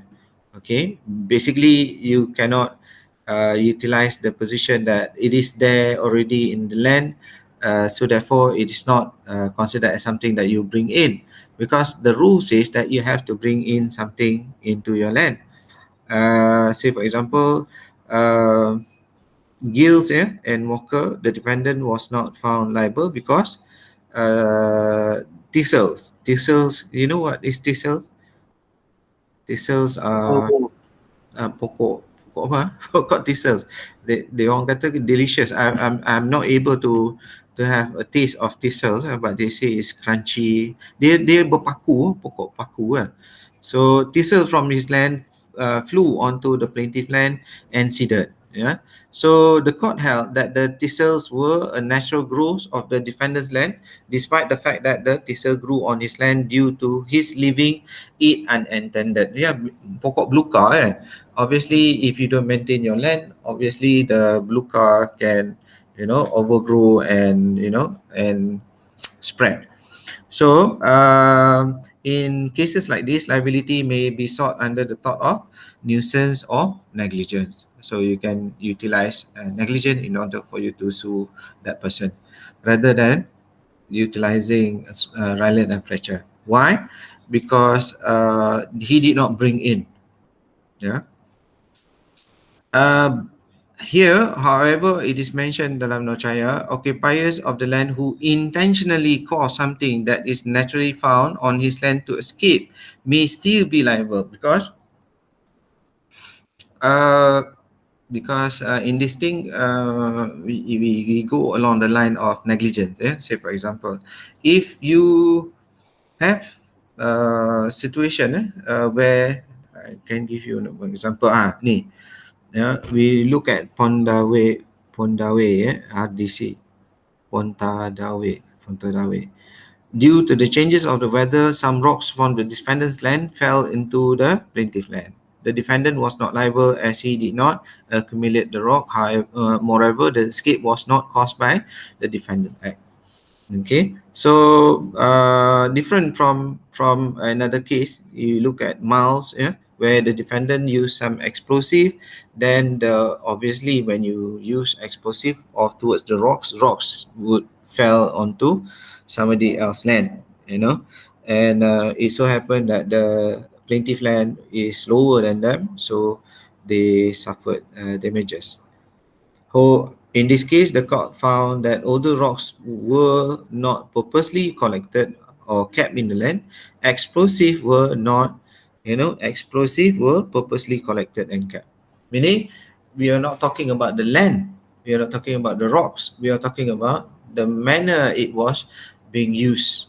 So, explosive, you use it to explode the materials on your land, and then you can anticipate that that particular thing is something that is alien, that is dangerous, that is going to have some mischief if you were unable to control it, and you should also be in line with the decision of Cambridge, where you should foresee that particular action or damages happening to your neighbor. you know um, so when it comes to Cambridge just now, just to highlight to you about Cambridge just now, why the House of Lords going back to the decision of the High Court, because the High Court says it is not something that is foreseeable.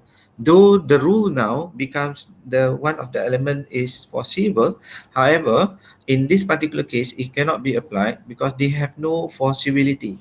The company, the ladder company, they cannot foresee, because that this is something, a new provision after the date. Yeah, it comes later in 1982. Okay, so in 1982, the situation was later, before, sorry, before that, bukan later, before that, 1976. So things that has been done earlier, you have no possibility over the things that is going to be in the future going to be banned. Something later, say for example, you are doing something, you thought that everything is okay. After 10 years from now, somebody would say, okay, now we discovered something, therefore you are to make sure that that particular situation has to be remedied. We know under constitutional law, backdated of law, cannot be something that is validly recognized. Betul tak? So backdated of the law. So the same thing here. You cannot backdated the rule that foreseeable. You must foreseeable before that, but it goes against the principle of justice in the first place. Guys, boleh nampak? So that is why if you go along the line of this so-called Miles and Forest rock granite, where the explosion is done, it is not about the rock, it is about the explosive that was brought into the land. Questions so far, guys?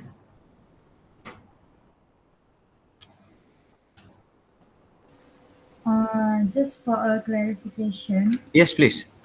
untuk yang Rylands strict liability ada Rylands versus Fletcher ni, dia tak perlukan actual damage pun kan, cukup dengan mendatangkan bahaya pun dah boleh, kita dah boleh hold orang tu under strict liability kan.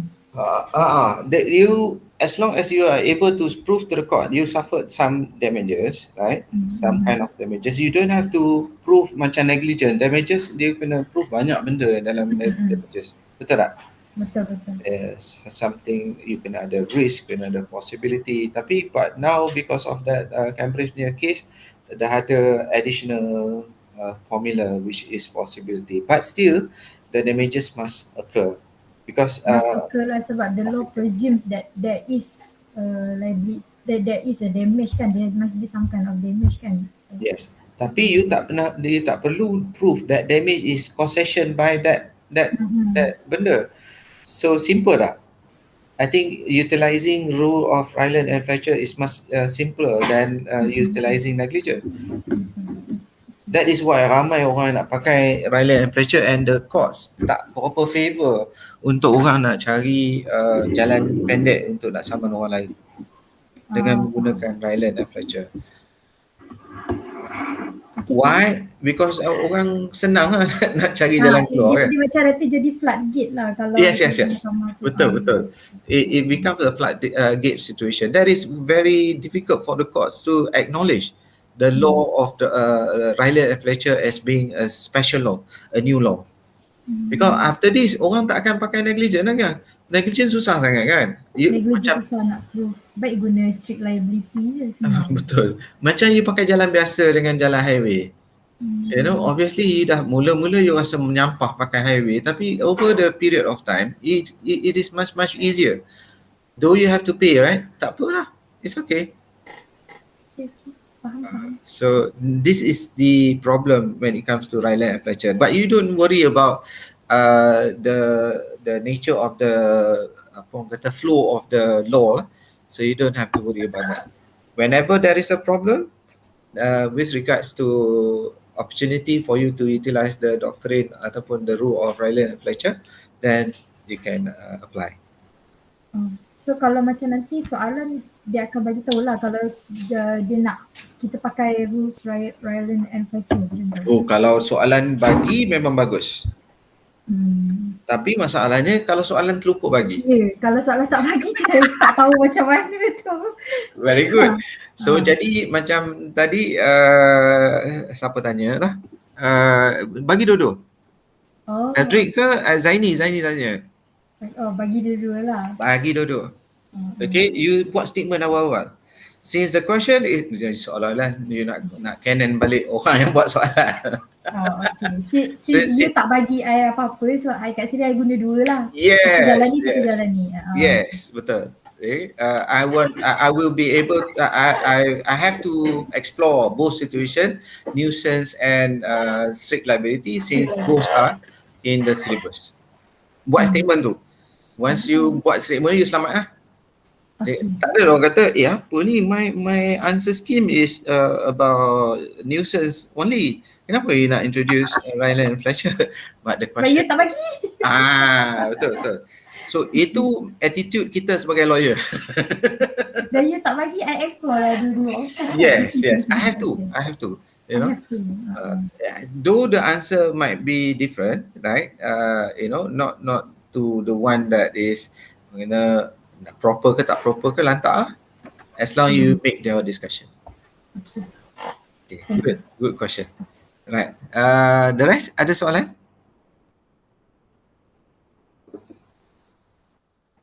Aldrich? Zaini? No question, sir. No question, okay, good. Yeah, clear, sir. Yeah, Zaini, okay. Tak ada soalan? Right. Kalau tak ada, kita tengok the escape element. So the plaintiff, obviously you have to prove that there would be a escape, obviously lah kan. You want to prove somebody that caused you some damages, obviously you have to prove that. Escape means that the thing escaped from one place or from the defendant, which he had control over that particular place, and over to the place of the plaintiff, or the defendant has no control. So here it is stated that it is not necessary that the defendant has proprietary interest in the land. So in other, for the escape occurs, proprietary interest means what? So in other words, he can be the person is renting the land. He is the one, say for example, contractor, to do building, to do renovation in the house. So you come in, you bring in your equipment, and your equipment can cause escape and danger to your the people surrounding you. Okay, you don't need to have something legitimate grounds. You are the owner of the land, only then you can show that the owner fails to do the thing. Okay. So this can be seen in Wing Lock Mining Company, where the court stated that escape must be proven before the principle of Rylands and Fletcher is applicable. So obviously it has to be the requirement itself. Okay. Contoh another example dia bagi read inspection of ammunitions was injured when the shell that has been manufactured by the defendant factory where she was employed exploded and causing her substantial injuries. Now, inspectors, they are siapa dalam occupiers liability?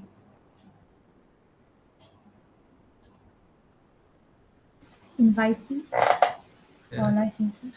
Licensees, so invitees of licensee depending on the nature. So here she was there to do a job in order to inspect, then she suffered damages, and within the factory itself, escape, it is not within the boundaries of the land itself. It is about the escape from the place that you have control over, the thing that you put. Here you have munitions, and you have not maintained that. Okay, it escaped from that place. It doesn't mean that it must escape from the land. Kalau Rylands and Fletcher, it is escaping from the land. Water that you keep in your reservoir, going deep underneath your land and then crossing onto somebody else's land. So here is the overlapping punya issue of occupiers liability dengan ni.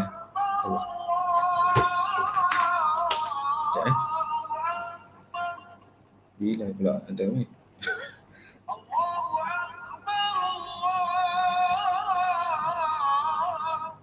Okay. Right. Here another case, pointing nose, plaintiff horse reached the head of its heads into the defendant land where he or it ate poisonous leaf of U3, which is poisonous.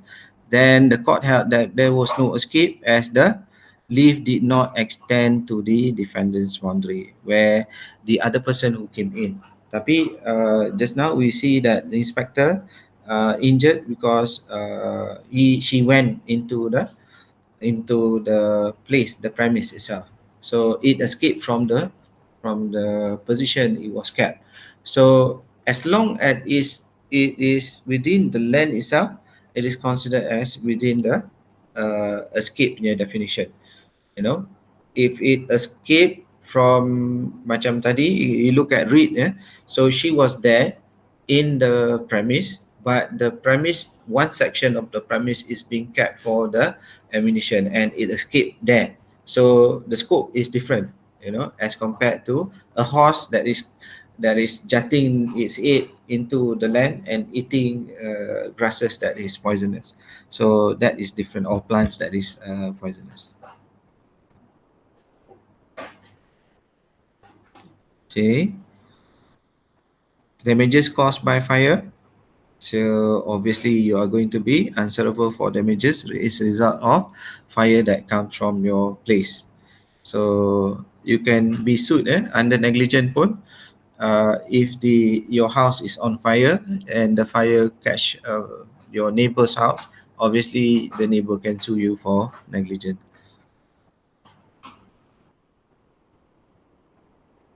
Okay, now let's look at a case of Lembaga Kemajuan Tanah Persekutuan NTMB. The defendant had brought onto their land things likely to catch fire. Yeah, this is the question that came out last semester, if I'm not mistaken. I don't know whether it's coming out this semester or not.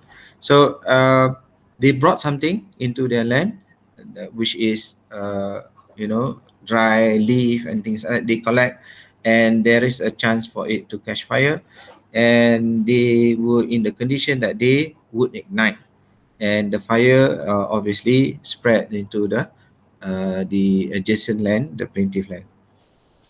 And here the defendant who did this, they are in an action that is considered as non-natural use of the land, because you don't collect. Say for example, you have people who collect debris ataupun what do you call it, leaf, they have a collection center. So that collection center is not natural use of the land. If the land is, as Edric has asked, if gazetted into that particular place of collection, then it's okay. Okay, but if it's somewhere that is just for convenience, sometimes kan kalau kita tengok kita tengok orang sampah-sampah dia akan letak satu tempat sikit in order for them to be able to get the things, senang nak ambil. So the same thing here, where it is not considered as something natural use of the land. And then the third element is when it ignited and fire spread to the plaintiff land. So here you can see the application towards the cases. Whatever the cases they are, the same application is going to be applied. Okay, we have another case.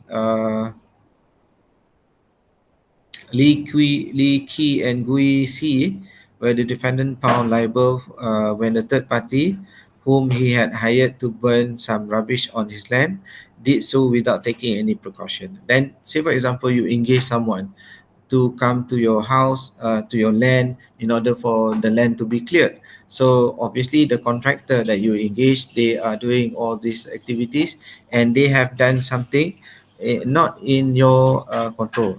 Okay, in this case, they did not take any precaution. It resulted the fire, and then the plaintiff suffered. In terms of his rubber trees, the court held that if a person makes a fire on his land in order to burn something which is inflammable, he must take reasonable steps to prevent fires from spreading. Okay, this duty is absolute and non-delegable. Delegable, meaning you cannot delegate it to somebody else. You cannot say that, hey, excuse me, he is just my contractor, I have no idea what he is doing. That grounds of argument cannot be used in the court of law, because ignorance of law is no defense, so basically you have to be responsible because you are the owner of the land. So this is just if you look at this, they're slightly different from the formula that I shared with you just now, but they are the same, more or less, how to arrange it, non-natural use of the land. Okay, let's look at example of non-natural use of the land. Kalau kita tengok Cohurst and Emersham, the defendant planted yew tree. Yew tree is something that is dangerous. The branch or leaf of the tree extended into plaintiff land, so the cow of the plaintiff eat them, and then here horse also eat them, and so the court held the defendants liable for planting poisonous tree that is not natural use of the land, so it is considered as also, in a way, escape. It's non-natural use of the land. So let's look at this particular case from the formula that we established. Rule number 1, is it something that you bring in? Boleh nampak?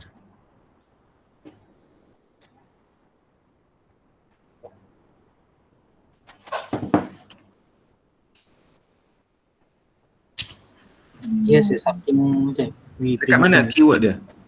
Because it planted. Yes, very good. Planted meaning something that you brought in. Betul tak? So defendant had brought something onto his land. So second one,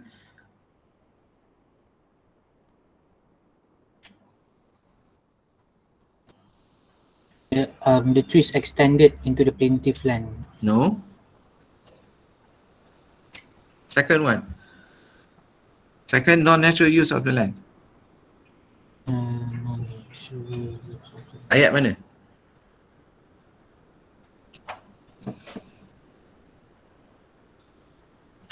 Poisonous to cows? Yeah, no.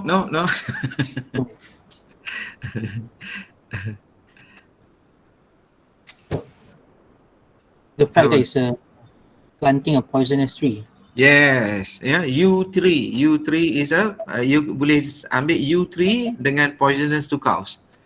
Poisonous to cows, not only cows, because the subject here is horse, kan?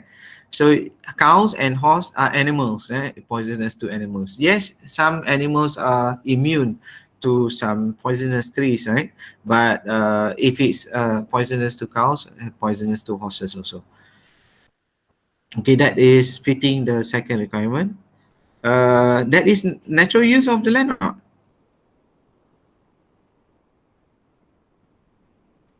Planting a yew tree, obviously it is non-natural use of the land, right?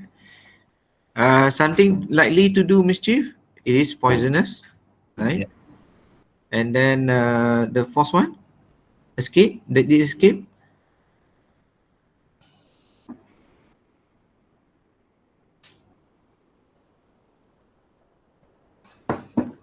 Yes, it did. Extended into the plaintiff land. Mana keyword dia? Extended, yeah, Yep. extended, yeah. That is alone showing you escape. Possibility,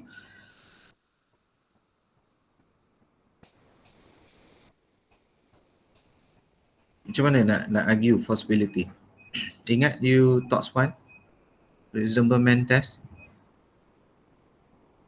standard of care.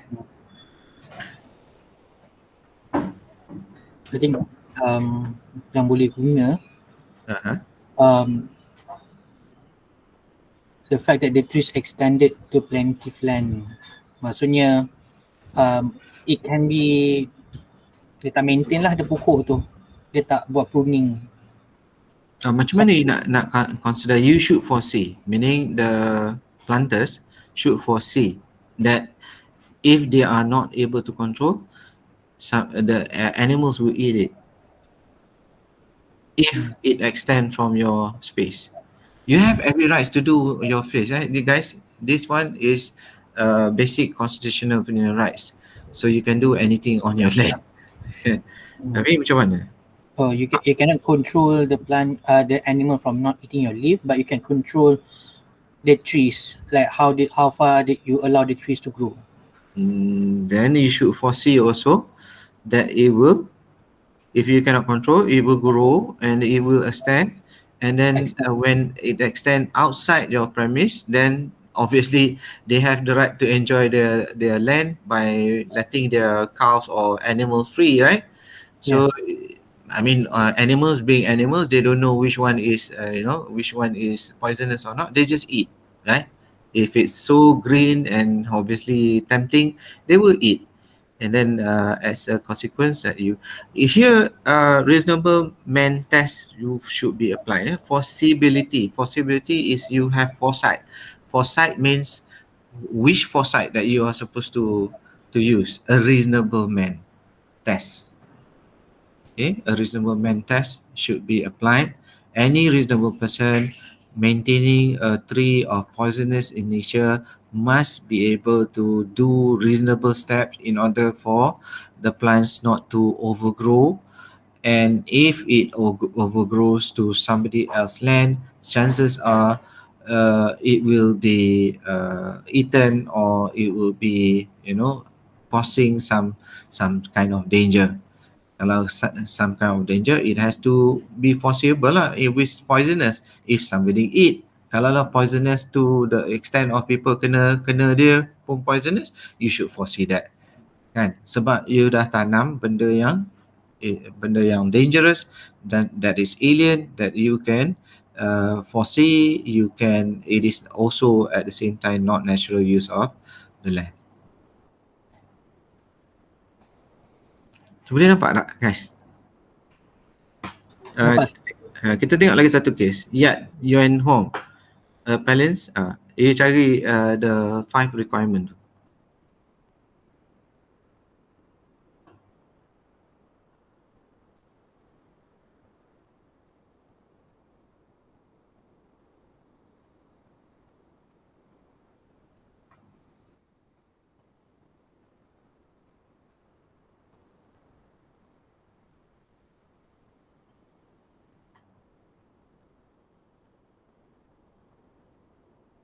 Number 1, brought something onto his land. I think he brought in the machineries because developing their land. Oh, very good. Okay, all right. So in line with the machinery to develop the land, apa yang jadi? The second non-natural use of the land? It's not about the machinery, right? Yep, it's about the earth fell into the respondent land. Very good. So how the earth fell? Is it natural, natural God, act of God? Is it act of God? No, in this case it was derived from the development of the land. Dekat mana? Ayat dekat mana? Piling loose earth. Very good, very good. You pile loose earth, right? So that is a second requirement. Tick second one. First tick, second tick. The third, likely to do mischief? Yes. Likely kan?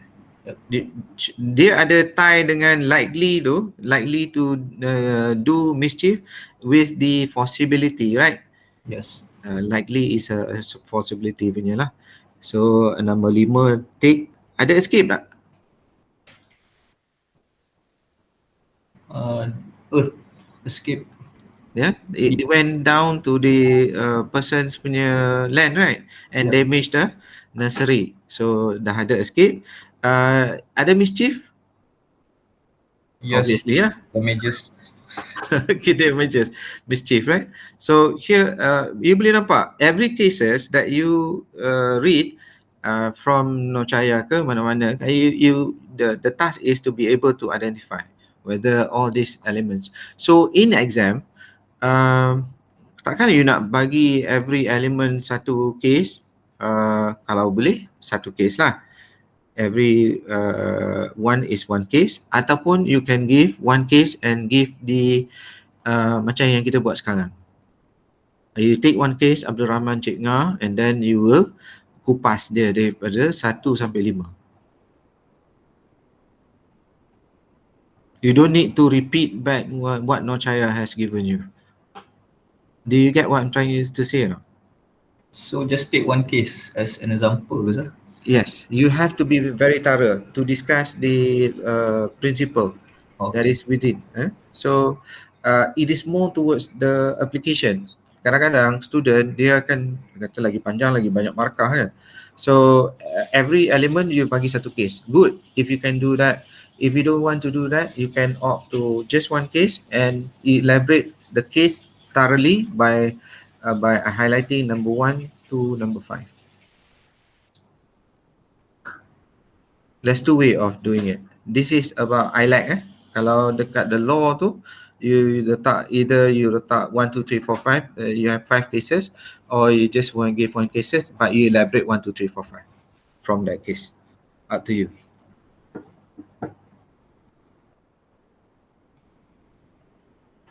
So kalau kita tengok, yang ni kita dah buat dah.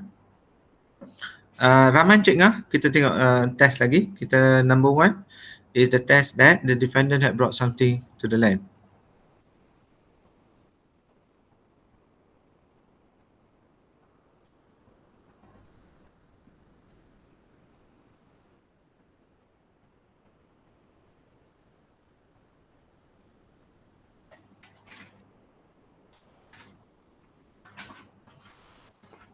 Macam mana guys? Number 1 ada tak? Ada. Ada? Macam mana? Apa yang dia bawa masuk? In this case in particular, I do, they introduce fire. Okay. They introduce fire. Ataupun you can link it up to the fact that they bring tools in order for them to do the clearing, right? So they ada that relationship between the tools and the clearing and setting the fire, you know, and obviously you can bring in the fire as the means that is not natural to the place. So either way, you're going to work it out where number 1 is being fulfilled, where the defendant had brought something into this land, either the equipment or the fact that they bring in fire. Next is non-natural use of the land.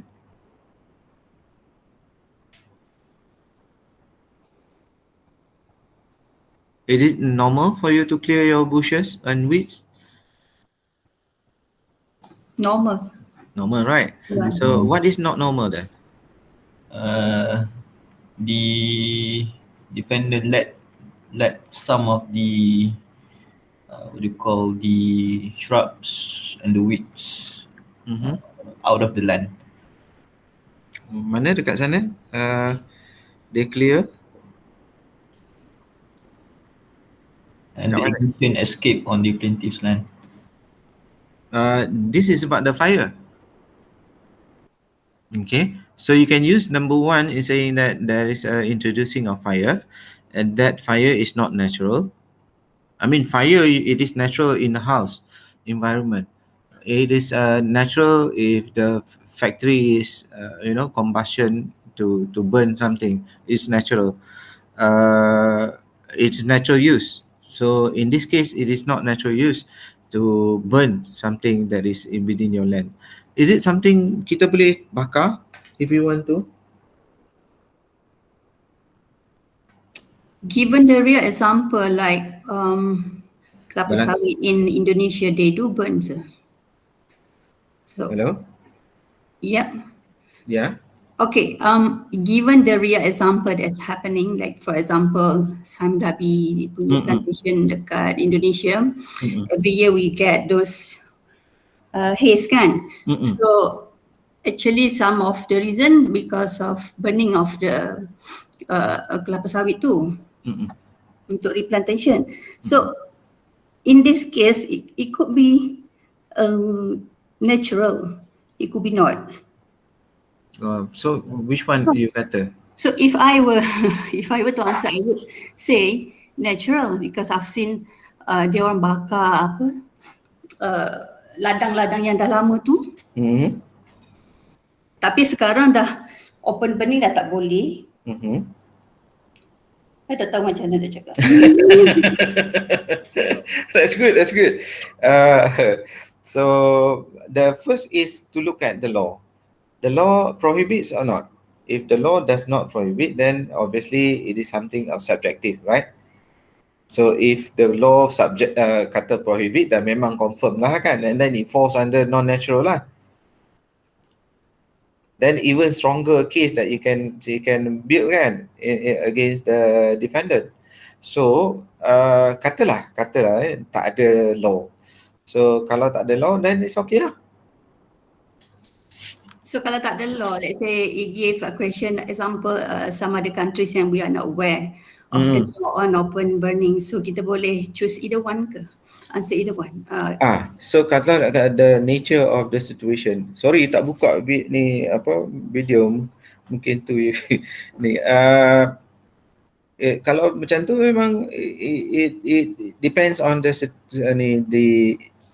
situation lah, because if there is a law, obviously you can back up utilizing the law to back up your argument and saying that obviously the law says no, you are doing something that is against the law. Obviously it amounts to non-natural use of the land. But katalah law is silent, then you will say based on the nature of the activity that they are doing, doesn't mean that the activity that they are doing is something that is acceptable by the standard of the practices that is being going on, or is it something that they can kalau normal burning biasa tak apa, it is acceptable kalau tak ada law lah, tapi open burning of thousands of acres at the same time doesn't make sense. It is considered as non-natural use of the land. Just because you have that no way of you to kita ada dekat Malaysia yang di mana kita replantation, they will take away all this plant the trunks, ataupun dia bawa untuk processing, untuk convert into biogas, biomass or biogas. Those are the situation that we will do in Malaysia. Tapi over there, because of that situation of that happens over there, then obviously something that we can still argue.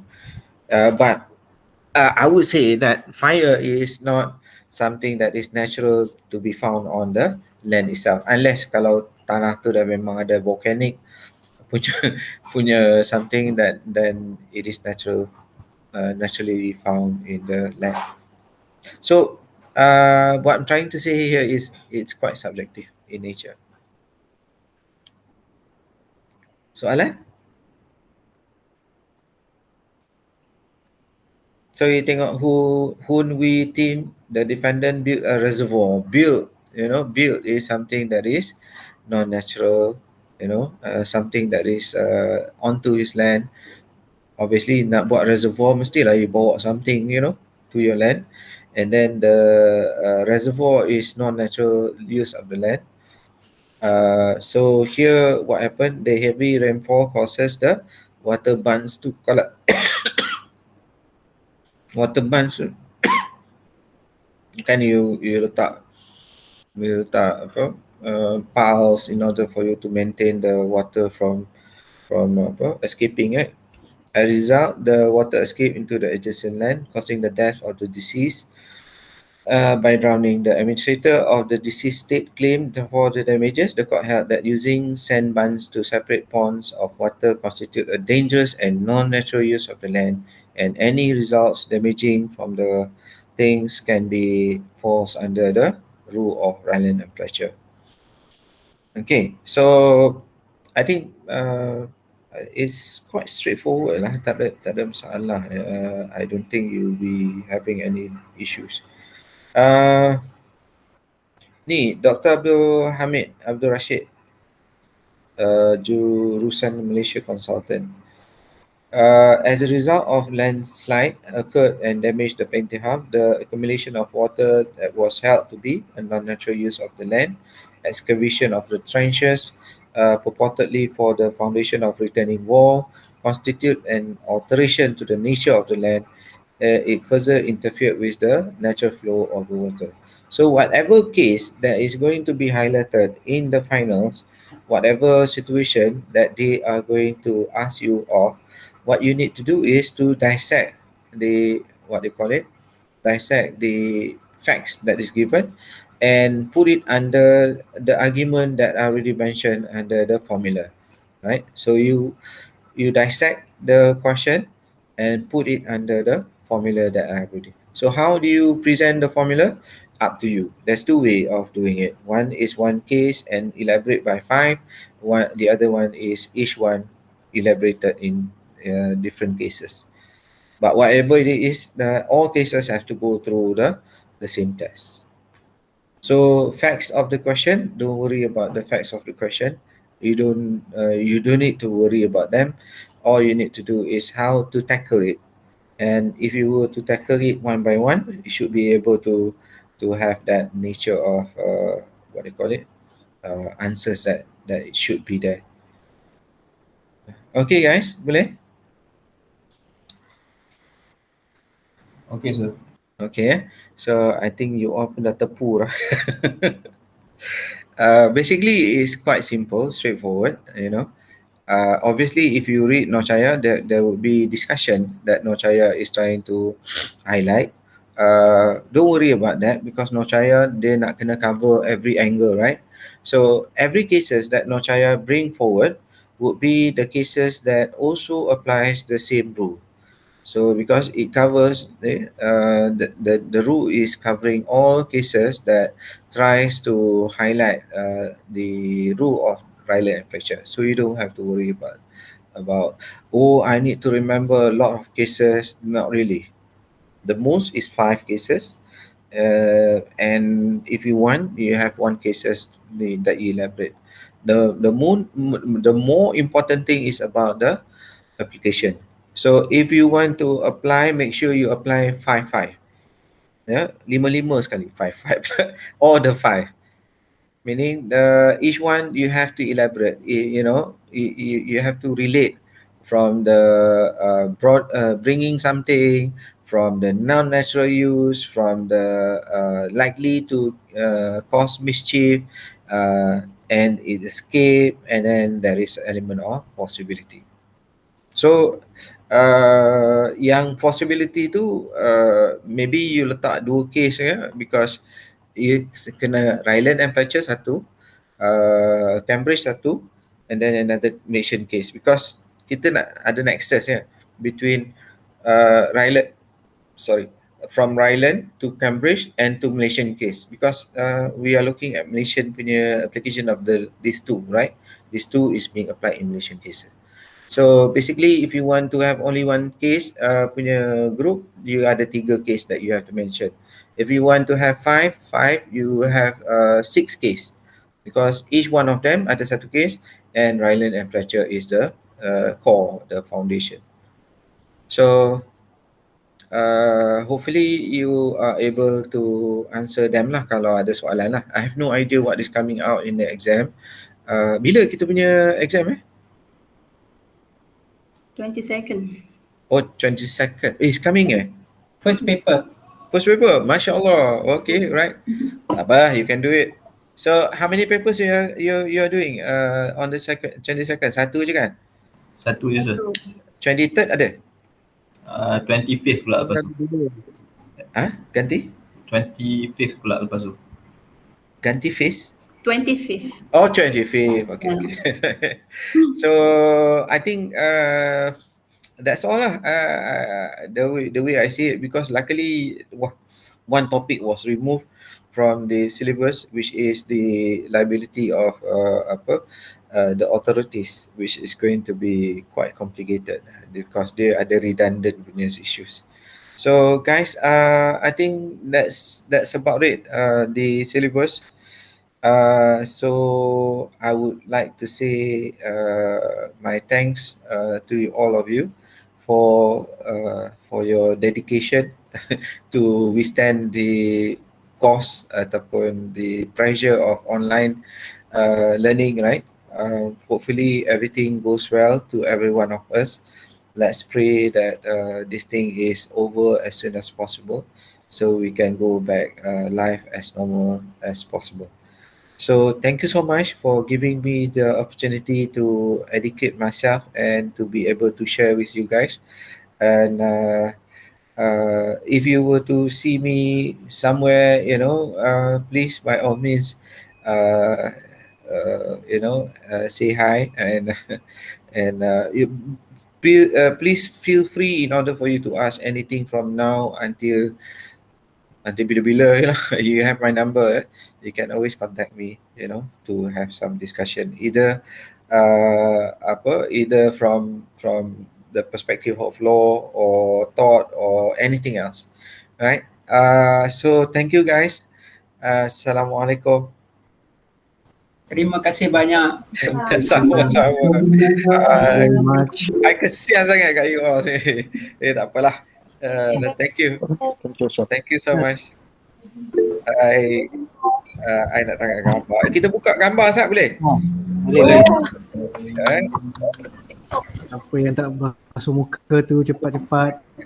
Semua. Tapi you tak dress up. Okay. Boleh, yang tak dress up is okay. Don't worry. Right. Cara baru.